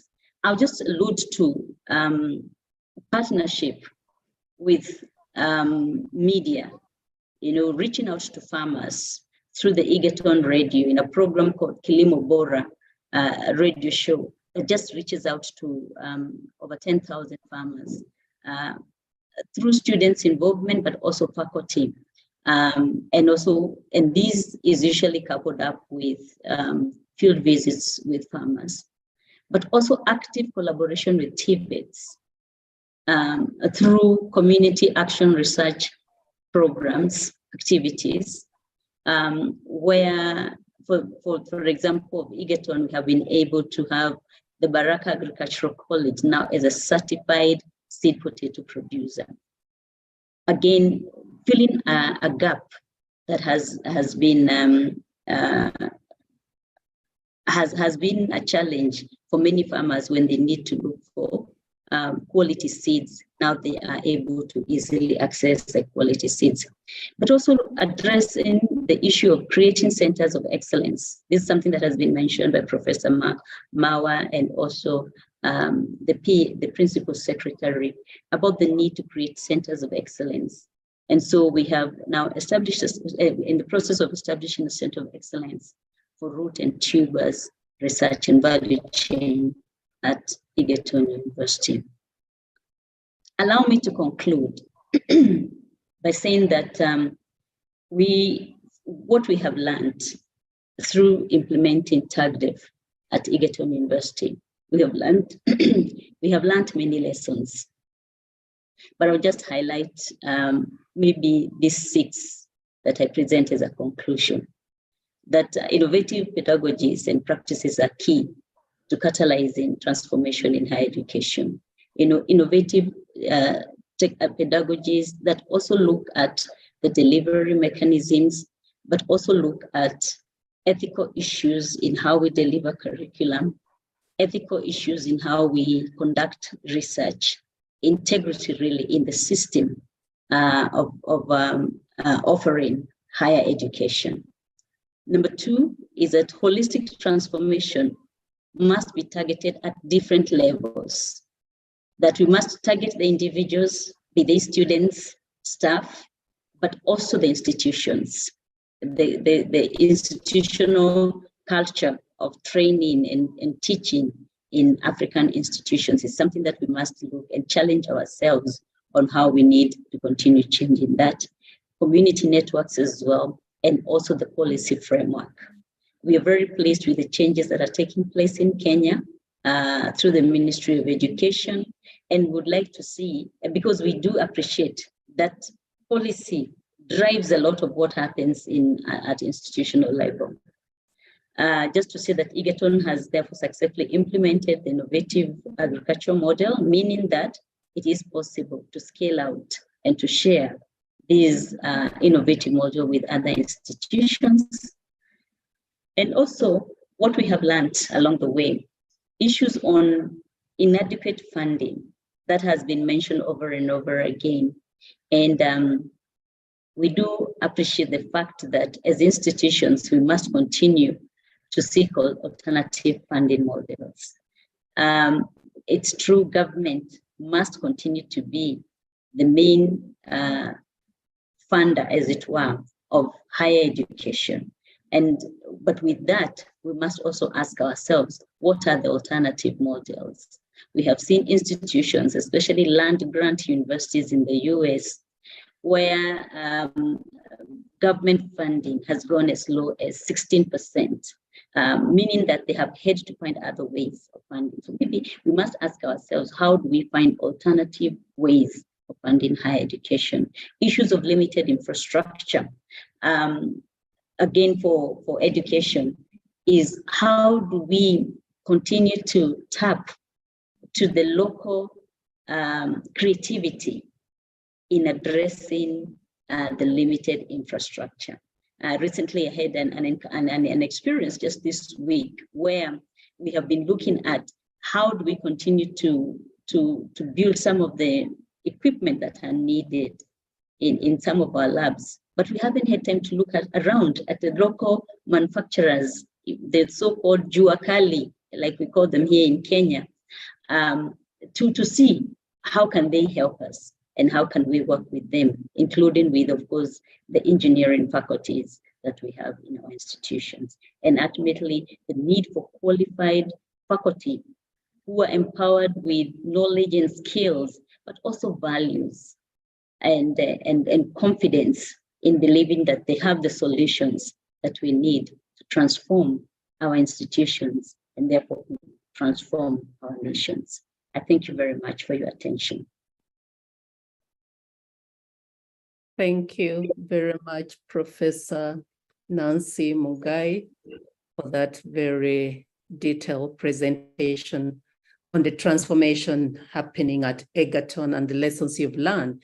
Is definitely lessons that those in here can pick up and see how to use in their institution. We need to go back to Professor Duncan Ongeng. I don't know whether he can now speak to us. Ladies and gentlemen, I'm sorry that we've gone marathon without allowing you to speak. So for now, you can do the chat as we wait for the time when we can voice our concerns and comments and questions.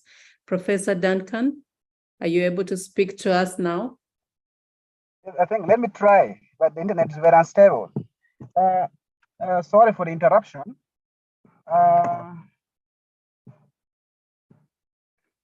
Thank you very much, moderator. His Excellency, the Minister of State for Higher Education, Cameroon, the Board Chair Ruforum, Executive Secretary Ruforum, and other distinguished members present. In my presentation, I will be highlighting the transformative changes that have occurred at Gulu University in line with the theme of this meeting. That is framing transformation for higher education for Africa's competitiveness. Before I move into my presentation, I would like to highlight a number of issues here. Listening to the presenters here, I noted that many of the things are about the universities or internal to the universities. Now that raises a question as to for whom is a university? The question is, for whom is a university? In our understanding as Gulu University, the university is for the society. That means the university should contribute to the development of the society. About almost 20 years ago, the development experts convinced the United Nations to come up with what they call the Millennium Development Goals. And they were 8 in number. And key among them was the poverty and hunger. At the end of the liberation period, many of these goals were never achieved. And later, we now have what we call now the Sustainable Development Goals, for which the issues that were in those goals are still the same issues. And what is of interest here is that these issues are largely in Africa and developing nations around the world. Now, the key question now comes here is, what has been the contribution of the African universities to achieving either the Millennium Development Goals, which have largely not been achieved, or now the Sustainable Development Goals? As already noted earlier by previous speakers, universities in Africa were largely modeled on the ivory power approach. And in that way, the universities were only largely creating graduates to look for employment. Professor Corey highlighted in his opening remarks that we have about 400 million youth that need to be employed, but only a third are in the active employment. However, only 1 million jobs are created yearly. That means we have a shortfall of close to 400 million jobs. Now, when you look at the SDGs, the biggest one is the poverty. And in this case, I define it as lack of money. So the question now here is, what is now the contribution of the universities to economic vibrancy in the society? Gulu University came into being in 2003 officially. And having learned from what the Ivory Tower universities were doing, it modeled itself differently as a community-oriented institution, so that the university has a meaningful contribution to the development of the society beyond the academic rigor out of the Ivory Tower universities. One key question that Gulu University asked itself at that inception was, how are you going to throttle yourself to contribute to society's transformation? In that way, the university identified two key areas. One, community engagement, and two, practical entrepreneurship in the student capacity building, so that when the students leave universities, they are able to contribute to the job creation, but mindful of the development that should occur in the community. So that was actually the genesis of the development that led us to working together with the Roof Forum and the Eton universities to craft the program, which my colleague Nancy Mungai has ably presented the results. Now, I will not want to repeat what my colleague has already presented because we do similar things. But one key lesson which I would like to bring forward here is that basing on how universities perform business, it is very clear that universities are still training students to go and look for jobs. Now, however, after looking very carefully on how things are supposed to be done, we also recognize that there are a lot of technologies that are available that have never been commercialized in Africa. These are simple technologies that can provide solutions to African development problems. Now, the key learning question here is, how can African universities model themselves to produce the graduates that will be able to commercialize technologies that are already available? We are already moving forward to say that, okay, we need science and innovation for sustainability of the development in our continent. But if we are not commercializing these technologies which are already available, then how sure are we that we shall commercialize new technologies that are developed? So in our understanding as a university, having derived a lot of lessons from the program, we say that the universities needs to be transformed to quickly model the graduates to translate the technology which are already available into business. Thank you. Thank you very much, Professor Duncan Ogwen, for sharing the experience of Gulu University. Now we move to our last presenter, who is Professor Wilfred Gapsa. Professor Wilfred Gapsa is the Secretary General of the Ministry of Education. Unfortunately, I don't have the country here, but nonetheless, Professor, you're welcome to share with us your experience.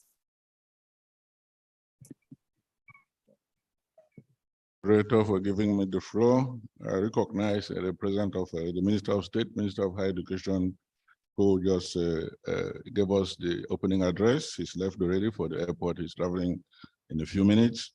I recognize Madam the Board Chair of Forum, who is the Executive Secretary before, Professor Patrick Okori, to whom I'm sincerely grateful for the marvelous job he's doing to run the Forum and his dynamic collaborators. I recognize Madam the Board Chair of the Forum, Professor Teresa Kenji-Nkwo, the Vice Chancellor of the University of Bamenda, to whom we are sincerely grateful for the great job she's doing to facilitate the participation of the Ministry of Higher Education to this event. Recognize all the panelists in their respective grades and titles. Thank you for this opportunity.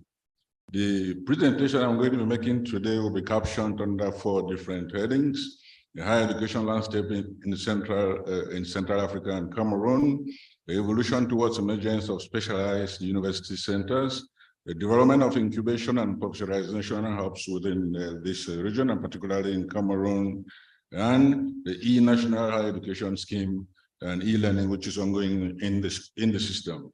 As we speak currently with regards to the higher education landscape within Cameroon and the CEMAC region, Cameroon, for instance, has 11 state universities as we speak. 1 university is in each region of the country, and 2 in the political capital of Cameroon, which is Yaoundé, that fortunately will be playing host to the Forum AGM sometime towards the end of this year.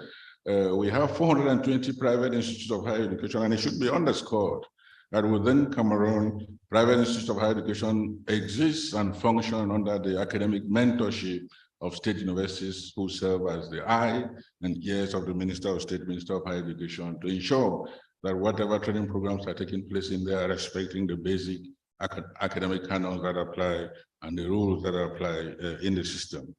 Also within the CEMAC region, it is worth indicating that the CEMAC region has, and I had to mention the fact that we have 2 international universities in Cameroon.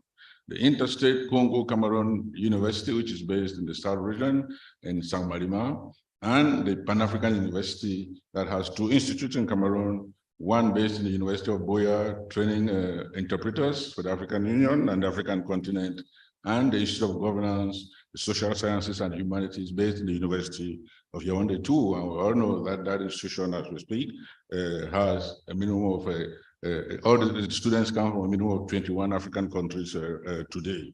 The CEMAC region to which Cameroon belongs, which is made up of 6 countries: Cameroon, Chad, Gabon, Congo, the Central Africa, and Equatorial Guinea, have adopted the uniform credit system that encourages academic mobility for teachers and students, which is a basic canon of the Bologna process applicable in this sub-region. And I must emphasize that within this region, based on several conventions that have been signed, the students of these countries travel across countries without any immigration procedures to be respected, and the tuition for state universities is 50,000 francs, about $65 if you want to ask.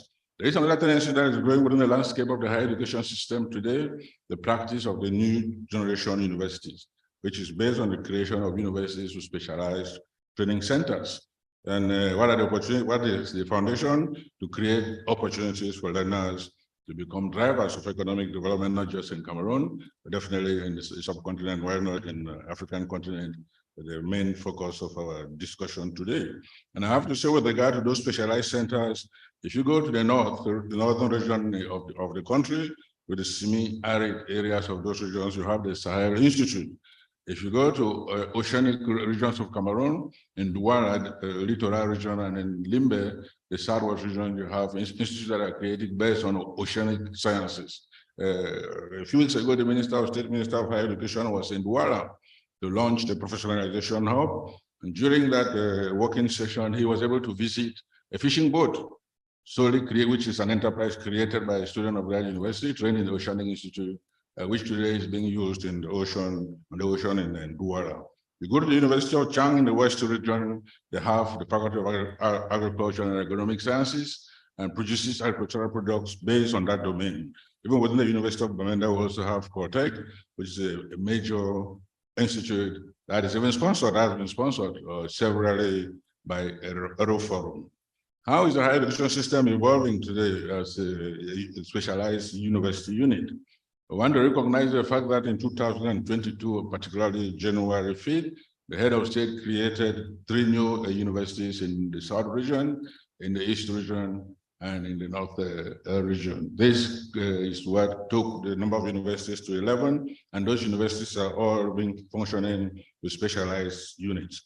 If you were to visit, for instance, the University of Yaoundé 2, they do have a law sector whose job is to train students, specialize them in the defense of clients and customers in the legal system. You go to Boya, you have the Emergency Disease Hub lab, which is playing a big role and played a major role during the COVID-19 pandemic. And that lab is being supported by funding from major donors, including some international partners, the Republic of Cameroon. What are some of the advantages that comes with that, with that process? You have the enhanced mobility, which is something we must encourage between teachers and students. Students move from one area of the country to where the professionalization hubs exist to get themselves trained before moving back to their various countries. And all of that is geared towards the professionalization of the system, which ties with the presidential vision of one student, one enterprise, one student, one job. And what does that come with? A permanent and constant revision of the curriculum to meet the societal needs of the country. I want to pause here for a minute to thank the forum for the funding that they received to help train students in Cortec. And we did say we are praying that down the road, this funding is extended to other universities of Cameroon who are partners of Euroforum. Now, within the higher education systems, we have a major innovation and the professionalization drive, which is the creation and funding of incubators. We did so already, the panelists have already mentioned the fact that students are being trained in entrepreneurial skills. Students are being trained to develop business plans so as to make them not only acquire education for the sake of education, but acquire education and live and make themselves responsible people in the society, not just for their society, but the subcontinent, for the country, and eventually for our entire continent. And what does this come with? The main role in Cameroon today is engagement of the private sector in the development of professionalization hubs. The advantage is that curricula is being tailored to job needs. New companies are created in Cameroon and they have problems with specialized personnel. They work with the higher education system in order to ensure that students are trained in some of those competencies that are available as at now. We also have a charter, a business charter that the Minister of State, Minister of Higher Education has signed between the private sector, businesses and state universities. The idea is to ensure that we work together with favorable conditions to ensure that we give the kind of training that some of those companies are in need of.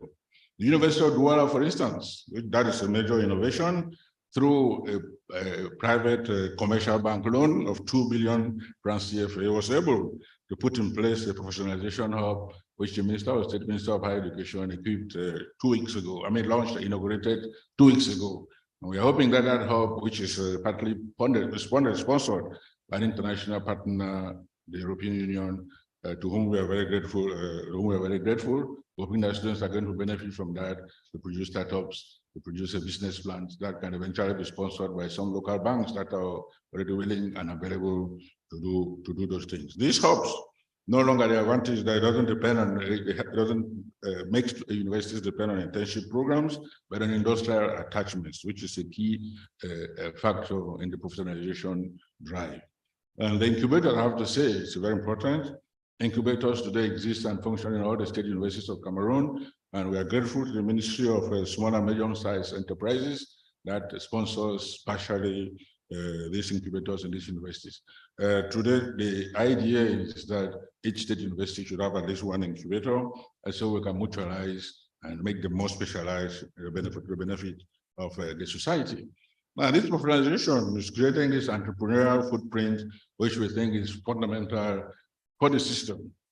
Education transformation in Cameroon today now allows universities to operate income-generating activities. That is a major innovation in the society today. The system before was too tight and didn't see universities as structures that could create businesses. That is not a tendency today. There is a mental shift in the system. The rules themselves have evolved, and universities now have the possibility of creating for themselves income-generating activities. If you were to move, for instance, to the University of Ngaoundéré, where they have the Higher Institute of Agronomic Engineering, they produce lots of stuff: sausage, yogurt, alcoholic drinks, and many other products that are being marketed today, and eventually to put in place a business that can be managed independently of the university administration. That creates additional funding for the university. And some of these changes are implemented through the decentralization process, which is fully in process in the Republic of Cameroon today. We have to say that this transformation and the entrepreneurial footprint that is being implemented in the system is helping to bring in transparency in the management of state universities. So, you know, once the system is well managed, the audits and internal control systems, evaluation processes instituted, that attracts additional sponsors. There's some of the things that are happening which are worth appreciating. One of the entrepreneurial things that are required for this transformation to take place fully, universities are developing what we call a strategic development plan.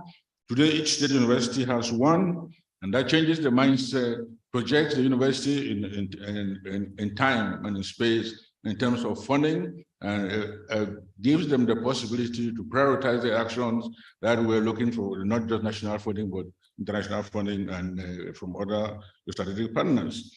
It helps universities to build networks between the government and industry, which is fundamental in promoting societal needs, guarantees university autonomy, particularly financial, and reducing the dependence on the state. Most of the panelists have highlighted that point already, that the government is not able independently to sponsor the functioning of all universities in an optimum fashion. Now, this permits universities, therefore, to create alternative funding, which is necessary for that autonomy to exist. Also, this has helped reduce bureaucracy with a pragmatic, smart, and decision-making process. One of the advantages when bureaucracy is reduced, with the digitalization push within Cameroon, that has made it possible for many things to be controlled, for bureaucracy to be reduced. One other major innovation within the higher education system in Cameroon today is the digital revolution, which most of the panelists have touched upon. In Cameroon, we have a project instituted and piloted by the President of the Republic, Head of State, His Excellency Paul Biya, the E-National Higher Education Network. This policy is applied under, it's been implemented under several phases. The first phase was the distribution of 500,000 computers to all students of higher education system, both public and private. That was to encourage digital technology and make internet availability all over the campuses of Cameroon. That process took place for 3 academic years and was extended even to some professional schools in the Republic of Cameroon. The second phase was the creation and equipment and furnishing of 10 digital development centers in Cameroon. Today, all the former 8 state universities have one. The 3 new universities created in January, instructions have been given by the head of state that their own centers to be created and furnished to the tune of 2.5 billion francs CFA. Also, what is the intention? To link higher education institutions through intranet and the internet system. A few months ago, the Minister of State signed a partnership agreement with the major telecommunication industry in Cameroon, Camtel, to provide and expand the bandwidth within the entire higher education system. And I must tell you, honestly, that is creating a miracle within the higher education system in terms of the digital operation within the higher education system. Cameroon, it's important to note that some of those things passed without us mentioning them. Cameroon is one of those few countries in the world in which in the heart of the COVID pandemic, we're still able to keep the system running no institution was ever suspended because of that digital revolution ongoing within the higher education system today. Now, what are the experiences that can be shared from our higher education from Cameroon today? Universities are rapidly changing and adapting themselves to the rapid changing needs of the society and making alternative management methods, revising on a permanent basis and regularly their curricula to meet the needs of the society. Transforming universities, what does that mean? Means they must have a grasp on the national policies of and development priorities of the country so that they can track the partners and stakeholders of the system. And some of the steps that have been taken in that direction, as I just said earlier, the development of strategic development plans, which covers 2025 and beyond. Don't forget, all of that is tied to the National Strategic Development Plan of the country, which to us Cameroonians and the head of state, Cameroon should be emergent by 2035. That process is ongoing. Based on this STPs that have been elaborated by universities and based on the triple helix approach, this strategic development plans creates the opportunity for other government partners to be involved in the training of our students of higher education who are the leaders of tomorrow. I think this is the foundation on which all of our discussion is focused today. If you enter the university today, you see the Ministry of Agriculture is involved. You enter the higher education system university today, you see the Ministry of Scientific Research and Innovation is involved. You know that you see the Ministry of Environment and Forestry is involved. You know that you see other ministerial departments that are helping to make the system more functional, more adaptable to the needs of the environment and society in which it is based. In terms of conclusion, I would like to put the system in perspective through some major indicators. That today within the higher education system, there is what I would like to call financial prudence. Universities are progressively cutting back significantly on their budgetary projections in order to bring their expected annual expenditure in line with the projected income. That's realistic budgeting. There is no use inflating the budget when down the road you don't get the funds necessary to run your policy. The practice of income generating activities and innovation, which we highly appreciate, they have taken advantage and the administrative reforms really promulgated by the Cameroon government to allow universities to create limited liability companies, as I just said, which are managed independently of the academic authorities of the university. Furthermore, there is a lot of flexibility and assiduity in the decision-making process, which will enabling universities to develop standard operational procedures through the bottom-up approach and avoid a lot of bureaucracy. And I said this is pushed to the fore by the digital revolution ongoing in the system. We all know some of the advantages of a digital transformation: reduces bureaucracy, reduces contact between people, reduces corruption, and all the advantages, the governance advantages that can be attached to that process. Also, the innovation centers, the personalization drive in the system is fundamental, and this transformation is permitting universities to follow that process with the support of the state and other international partners of the Republic, and academic reviews, which is the regular and review of curricula to meet the demands of the society, to meet the green economy, the second generation agriculture, problem-based learning, food, rural food supply, and most of the challenges that the society faces. Lastly, we've talked a lot about the creation of incubators and the fact that students have to create a business plans and receive skills in entrepreneurial training. One major thing that is taking place in the countries which I would like to insist upon is the fact that there is a study conducted by the government which demonstrates that more than 25% of higher education graduates are involved in the informal sector. What the Minister of State is doing right now is sending his collaborators to talk to most of those graduates, encouraging them, supporting them if need be, financially, to help them start up their own formal businesses.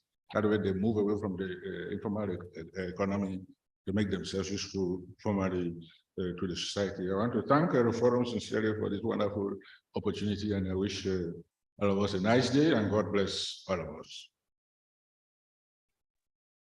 Thank you. For the presentation, sharing with us the situation in Cameroon. which is even encouraging us more that one can actually transform higher education to address issues of society. We are now reaching a point where we need to begin dialoguing on what has been presented. So it's time for us to comment, to ask questions, and then we'll get answers from the presenters later. So Professor Zati, there are yes. 3 questions on the chat. Yes, I've seen 3 questions on the already on the QA, and I'll just read them for our panelists to respond to. The first 2 questions to Egerton and Gulu.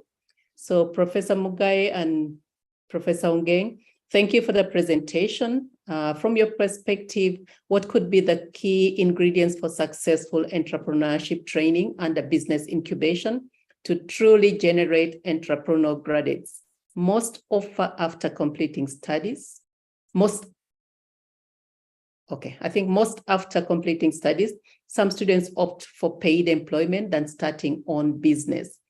Second question also to the 2, how do you handle students' business survival after scaling out of the business incubator, given that the students operate independently with limited guidance? What could be the current survival indices for after scaling out? And yeah, can we just maybe get response from Professor Mugai and Professor Ongeng on those 2 questions, and then we'll take a third question that is also on the chat.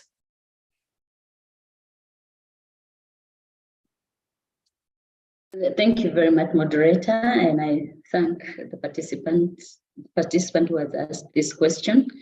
I think the question is what could be the key ingredient for successful entrepreneurship training? And when we think about entrepreneurship training, at Egerton University, we have looked at it from 2 angles.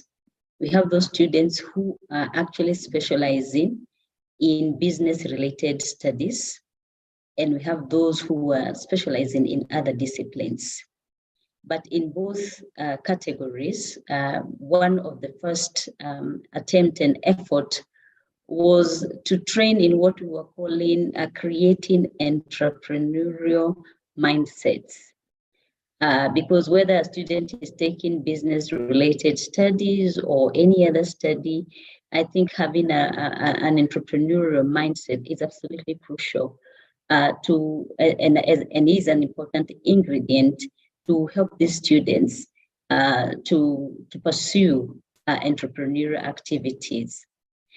It is true we have had students who may have had enterprises while they were on campus during the training, and some who may choose to opt out for paid employment. But I think what we have attempted to do is to help them see the reality of establishing businesses, because many of us know the statistics that many businesses in reality struggle to be established.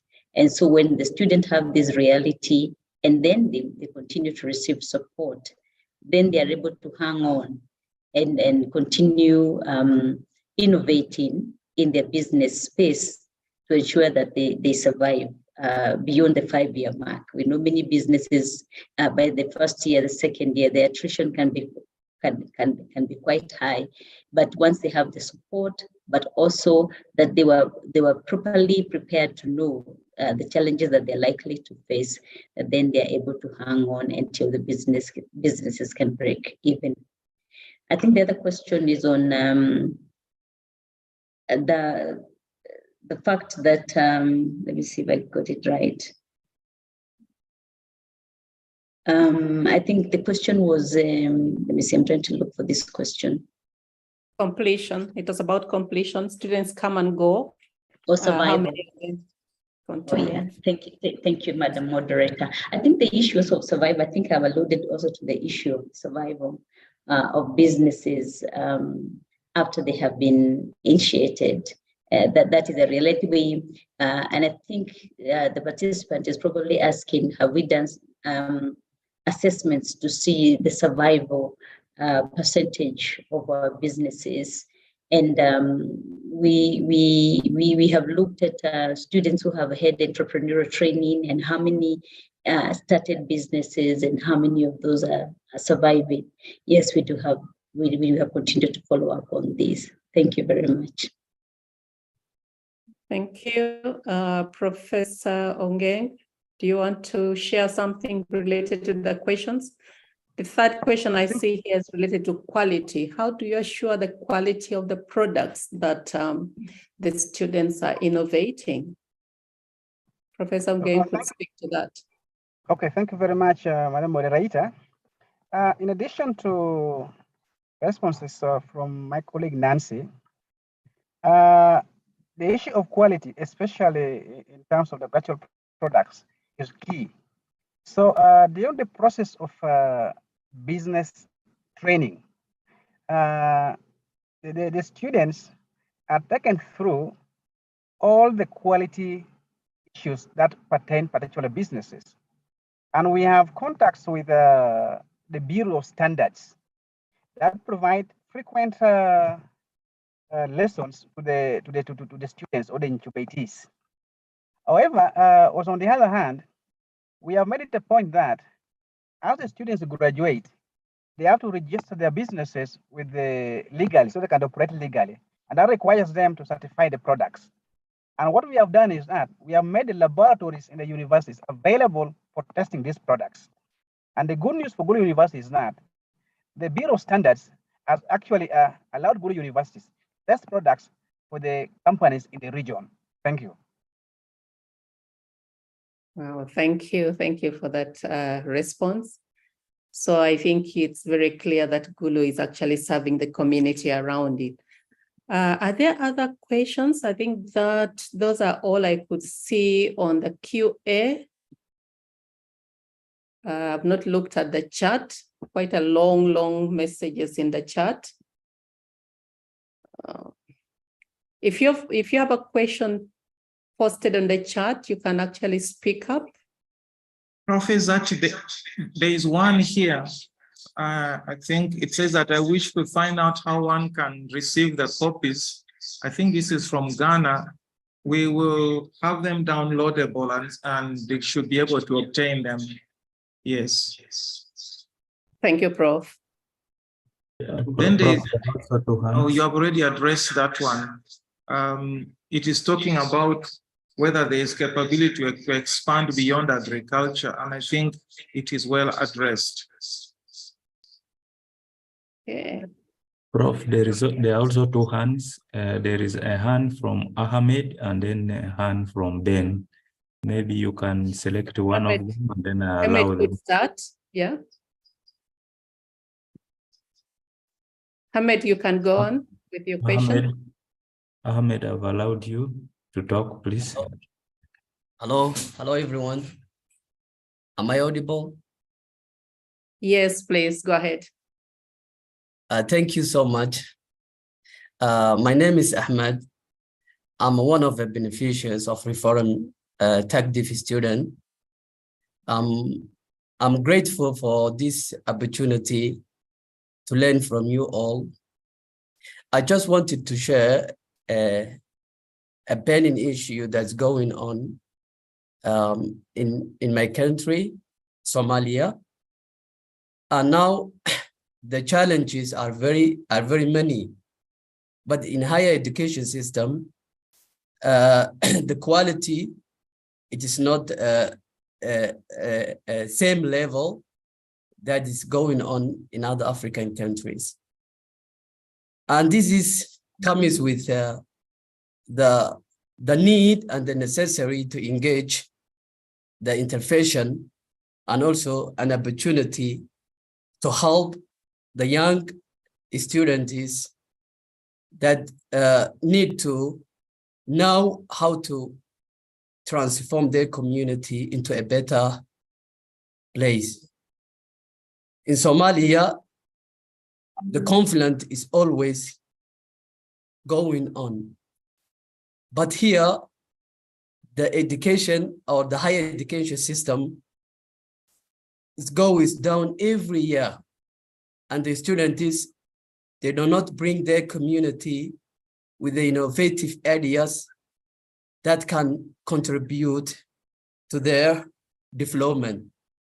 So I'm asking, my question is, how can Reform or other organizations can help Somalia to include an innovative or maybe an project that can help the young students like me and also others that can contribute their community into a better development in the sector of agriculture and livelihood, and also bring a quality education and better education quality. Thank you so much.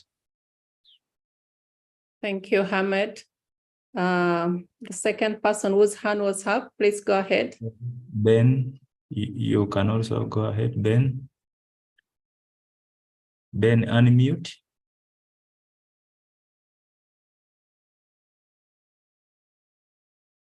I think he has dropped his hand, so we can go ahead, Prof. There is Ben has raised his hand again. Ben, please unmute. Ben Mugula, please unmute and speak. I hope you can hear me now. Yes, we can. Yes, thank you so much, Professor, for the moderation of this important webinar. I want to thank the last presenter from Cameroon, the professor, for his presentation. Now, my question is, in a way of addressing graduates who are university, is there a way we can have reforms at institutions that accredit programs that universities make? Because it seems the problem is somewhere on guiding universities on the kind of curriculums that are going to produce graduates that are skilled in innovating, employment, rather than looking for employment. Because universities make these programs, the programs are accredited by those institutions, and then they start to operate.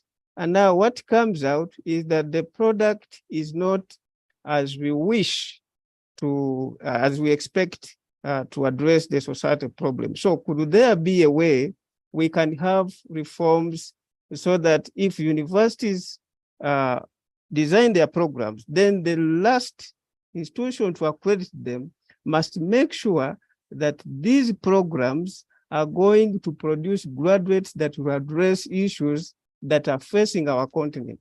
Thank you. Thank you, Ben. Can we have responses to those two questions? Chair, if I may. Present. Yes, Prof. Yeah, I'll respond to the question from Somalia. Somalia is one of the new member countries of RUFORUM, and we are in Somalia in three universities: the City University of Mogadishu, the Somalia National University, and Logan University. And as the focus of RUFORUM is on graduate training and research mainly, RUFORUM did earlier on provide a nurturing grant. These are grants given to help pick up. And that nurturing grant enabled the people of Somalia to develop a national framework of standards for graduate training. Before that, there wasn't one, and therefore it was not possible to start postgraduate training. But with that in place, it allowed the University of Logan, with the support of RUFORUM, to start the first master's degree in business and an agribusiness. And that has kind of set the stage. Now we can move on to other areas like what the young colleague was suggesting. How can we support them? The framework for graduate education is now there, and so other universities can also open up and Forum, with its broad network, is available to support them. So yes, we'll keep in touch with the vice chancellors who are board members of Forum, and through them and with them, we shall try to work solutions to address some of these, including, among others, linking them to some programs like TAGDEV, funds permitting. Thank you. Over to you, Chair. Thank you, Professor Corey. Now we need responses to the second questions, and any member of the panel can speak to that. You need to unmute. Pardon?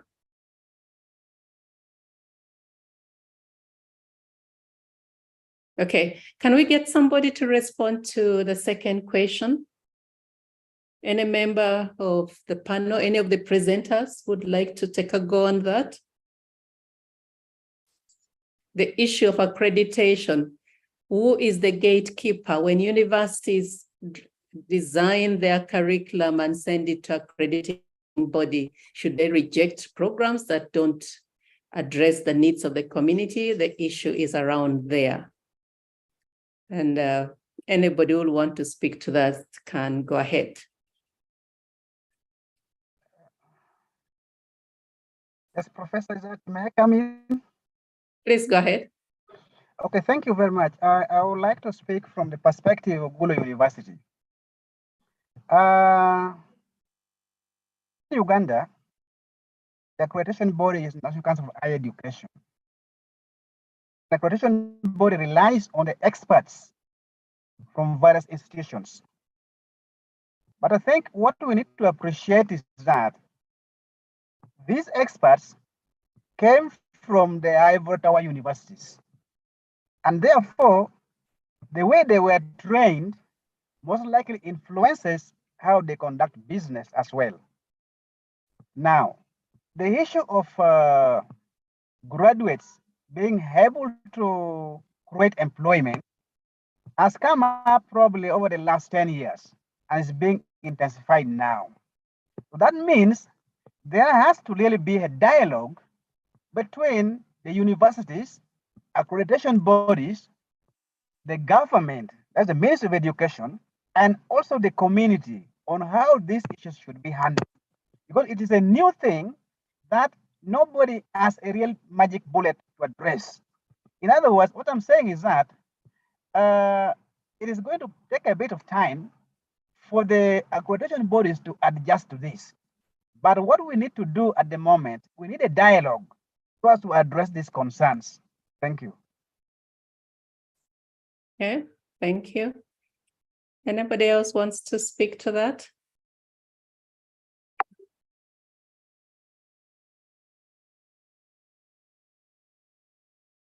Okay, silence means that we may not have anybody who wants to address that, but I think it's an issue that we all need to take it up. By the time you write your curriculum from your university, I think an analysis should have been done to actually confirm that the program you're putting in is a program that is needed, is a program that is necessary, is a program that is addressing the needs of society. So that by the time it goes to accrediting body, you yourself you're confident that it's a program that is needed, so that we don't maybe push the blame to the accrediting body that may not have information as we have, because sometimes the needs depend on the location of the institution where we're in, as we've had from Professor Duncan Ogeng and also Egerton University and Cameroon as well. So just to add on that response by Professor Duncan. Dialogue, way to go. Any other question? Any other comment? I think there is a comment on university-TVET relationships and how it can be strengthened. How basically under TVET, university-TVET engagement, beyond curricular reviews, TVET student training and TVET staff training, how could meaningful collaborations between TVETs and universities be nurtured to enhance the relevance of both universities and TVETs in enhancing youth employability. I think probably from my side, based on part of the interactions and processes that we have undertaken within RU Forum programming, there are some lessons that we can take in order to enhance the relationship and relevance of both universities and TVETs. The first is really open dialogue in terms of where there is respect between universities and TVETs. That ensures that both institutions appreciate each other's differentiated roles, but collective responsibility. When we did an initial conversation between the TVETs and universities, there was this tension, especially from the TVETs, as though universities were doing mission creeping to overtake their responsibility. And the issue then was, if universities are taking over the roles of the TVET institutions, and now the universities seek to have a very close collaboration with the TVETs, will they not be asking TVETs to be transformed eventually into universities? So it is important for both universities and TVETs to pay attention to an open dialogue where they're able to identify clear differentiation of roles, but appreciate that they have a collective responsibility to put out graduates and human resources into the labor market that are competent, skilled, and are able to transition to meaningful and dignified work. The second issue is really that there is need to appreciate between the TVETs and the universities that they can reinforce each other. Within the universities can utilize the TVETs to accelerate part of their technologies and innovations, especially for last mile delivery, but also the TVETs can leverage from the expertise from universities to strengthen part of their systems.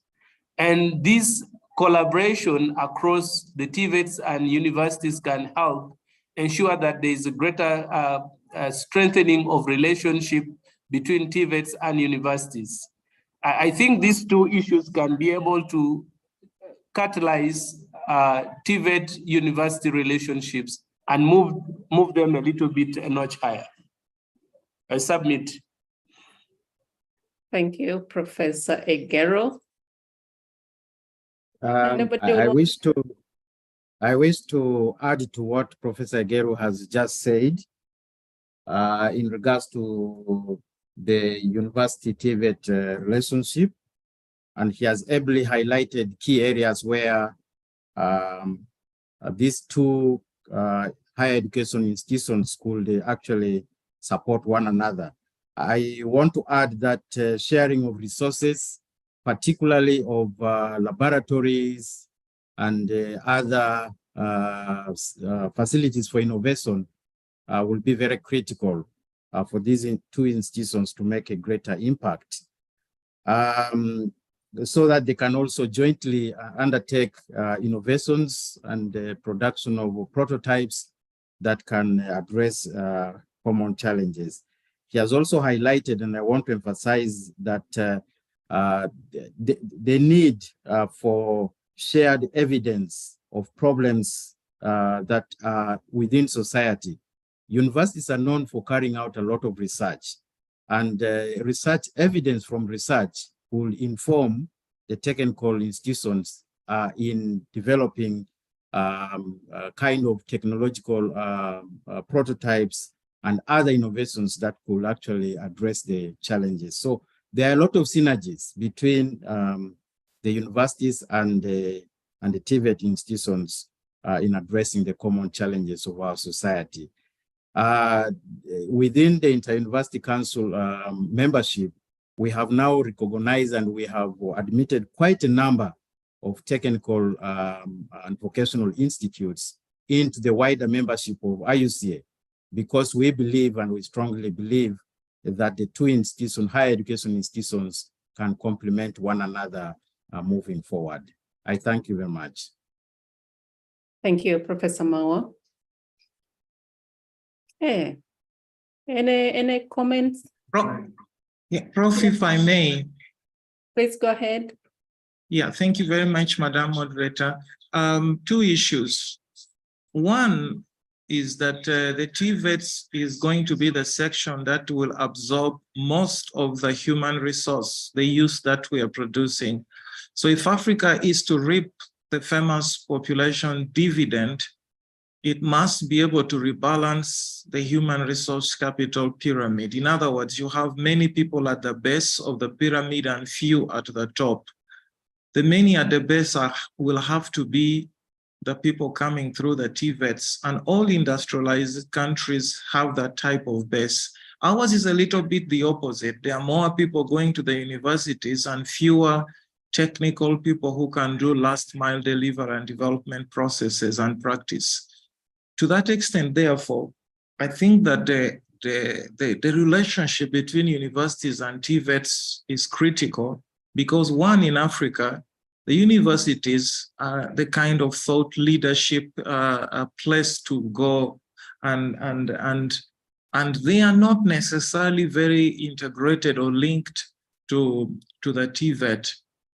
And we need to strengthen this, that the universities support curriculum development, curriculum review and reform, among others, in the TVET. So that becomes a pipeline for doing number two, last mile delivery of innovations, of technologies, of knowledge products and services that are coming out of innovations the universities and their stakeholders are generating. And this is the kind of direction that we see in RUFORUM, integrating the TVETs as part of the higher and tertiary agriculture, and allied science or education. We think that they are really essential. That's where the rubber meets the road. And that's the direction we're doing. TAGDEF has demonstrated it is possible. And now it is up to the rest of the universities working through a learning organization mode to pick up and run with this. Thank you. Thank you, Professor, for that. And I think we're coming towards the end of our conversation based on the presentations. I will only allow one or so more if there is anybody who has a question or wants to give a comment. You still have some time.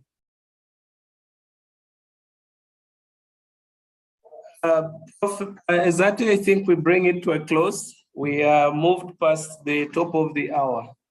Oh, okay. So, okay, thank you.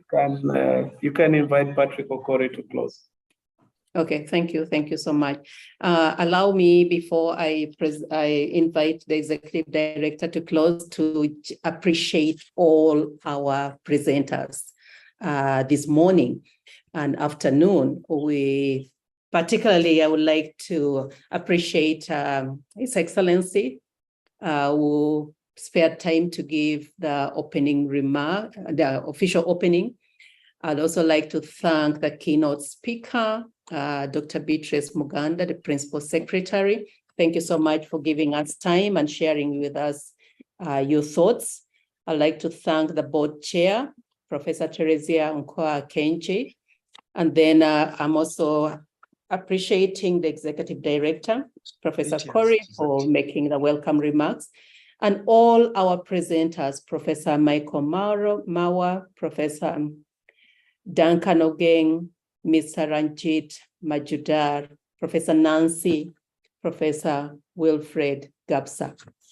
We really appreciate, and I think it's come out clearly that we can transform our institution if we purpose to position it appropriately to ensure that it addresses issues that society really want, linking up very closely with the community, like Egerton has shared with us and Gulo has shared with us. We need to work around the issues of teaching as well, How do we transform teaching? How do we harness the power of technology to actually ensure that our teaching meets the purpose? How do we ensure that the curriculum is locally relevant, but very globally attractive as well? And we have all these centers of excellence, flagship institutions. How do we share the lessons learned from these centers of excellency to transform those other institutions that are not yet up to there? The other issues that is also very clearly coming out in this discussion is issue of funding. How do universities in Africa improve on their funding base? How do they generate income? So they are all issues which came out in this presentation, issues of private sector linking up with civil society that came from Prof. Mawa's presentation, but also very, very clearly from Egerton presentation that it is possible to actually generate resources to help us run. But also Professor Wilfred gave us very live examples, especially with the niche approach that is being used in Cameroon. There were also issues of research. How do we align the research to the needs of community? Because as said by Mr. Ranjib, we need evidence. Decisions must be based on evidence, and that evidence is definitely going to come from university research. So how do we position universities to ensure that we avail the data that is needed to society to enable them make decision? So several issues coming out of this webinar, and I want to thank the organizers of the webinar sincerely for organizing this webinar, which has been very, very informative. Allow me now at that point to invite Professor Okori to close this webinar. Okay. Thank you very much, Madam Moderator. I would like also to take this opportunity to first of all deeply thank you, Professor Ezati, for chairing and leading us. I think unfortunately we are online, but we give you a round of applause and deeply thank you for dedicating your time to chair this session and then capturing the summary takeaway messages. We are indebted to you for doing this. Africa needs people who dedicate their time to see its growth, and we are deeply appreciative of the effort you have put in. So online, we give you a round of applause and thank you very much. I would also join you in congratulating all the other speakers, starting with our guest of honor, and then our keynote speakers, and then the panelists and all of you who have raised your questions. We deeply appreciate your effort. We're grateful to the government of Cameroon overall for supporting us in this effort, especially the presence of His Excellency Jacques Fame Ndongo, Minister of State in the Ministry of Higher Education, Cameroon. We are grateful for that. It shows commitment of Africa's governments to higher education and providing solutions to the development of the continent.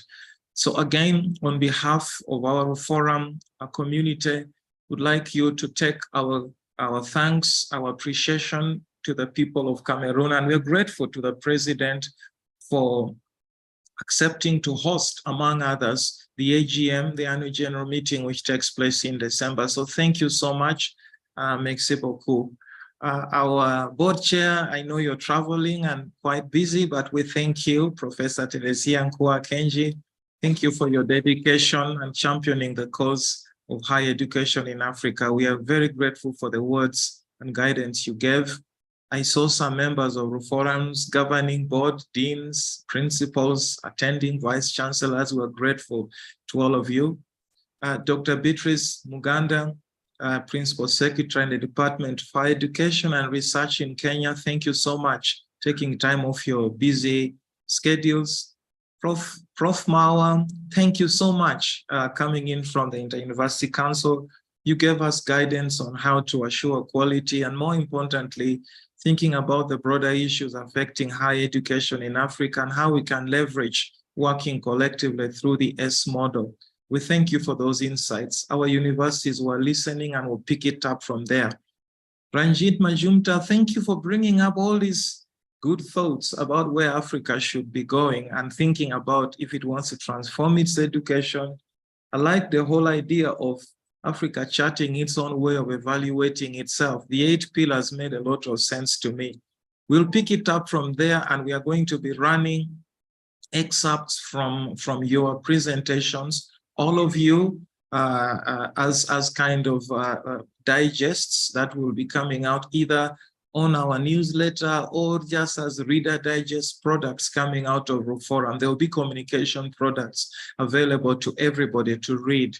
Our distinguished respondents, Professor Duncan Ongeng, Professor Nancy Mungai, Professor Wilfred Gapsa, thank you so much for those different perspectives of how Africa is doing its best to change the way it responds to its contemporary challenge of creating employment for youth. Overall, I think that this seminar has shown really that there is potential, number one, for Africa to change the pace and the trajectory of its higher education sector. And there is evidence that has come from that. We have been able to hear from Gulu. We have also been able to hear from Megaton. We have been able to hear from the Inter-University Council at a much broader level. We have been able to hear from Cameroon. So we have case studies to pick things from and run with. Number two, it has also highlighted the challenges that are faced and the opportunities that exist. Of course, challenges and opportunities are two sides of the same coin that if you think carefully about, you can actually leverage your opportunities to address the challenges. So to the university leaders present, I saw Professor Grace Vantevia listening and she wrote she wants to visit, I think, Gulu University. You're welcome, Prof, to visit any of these as you create a new university in Bunyoro. And so, ladies and gentlemen, the final thought was about, question we discussed was about the TVETs. I think that if we want to get Africa going, then we must move everyone along. And the TVET sector is crucial for that. So thinking more about an integrated education system might help us to shift that needle a little bit more to the direction we want. And overall, this webinar, which is a good start in the right direction, we shall be having one every month towards the last week. And we want to invite you, please do share the links with your colleagues, with your friends, and so that we can engage more as we prepare for the annual general meeting taking place in Cameroon. Our website is soon out. We will request you to register and be part of this great move of working towards transforming Africa's higher education to produce productive youth who generate science solutions for the development and advance of this great continent of Africa. Thank you very much, all of you, and may we again give a virtual round of applause to everyone, and thank you all. God bless you all and have a good afternoon. Thank you. With those many few words, I would like to say thank you so much. I think the seminar is closed.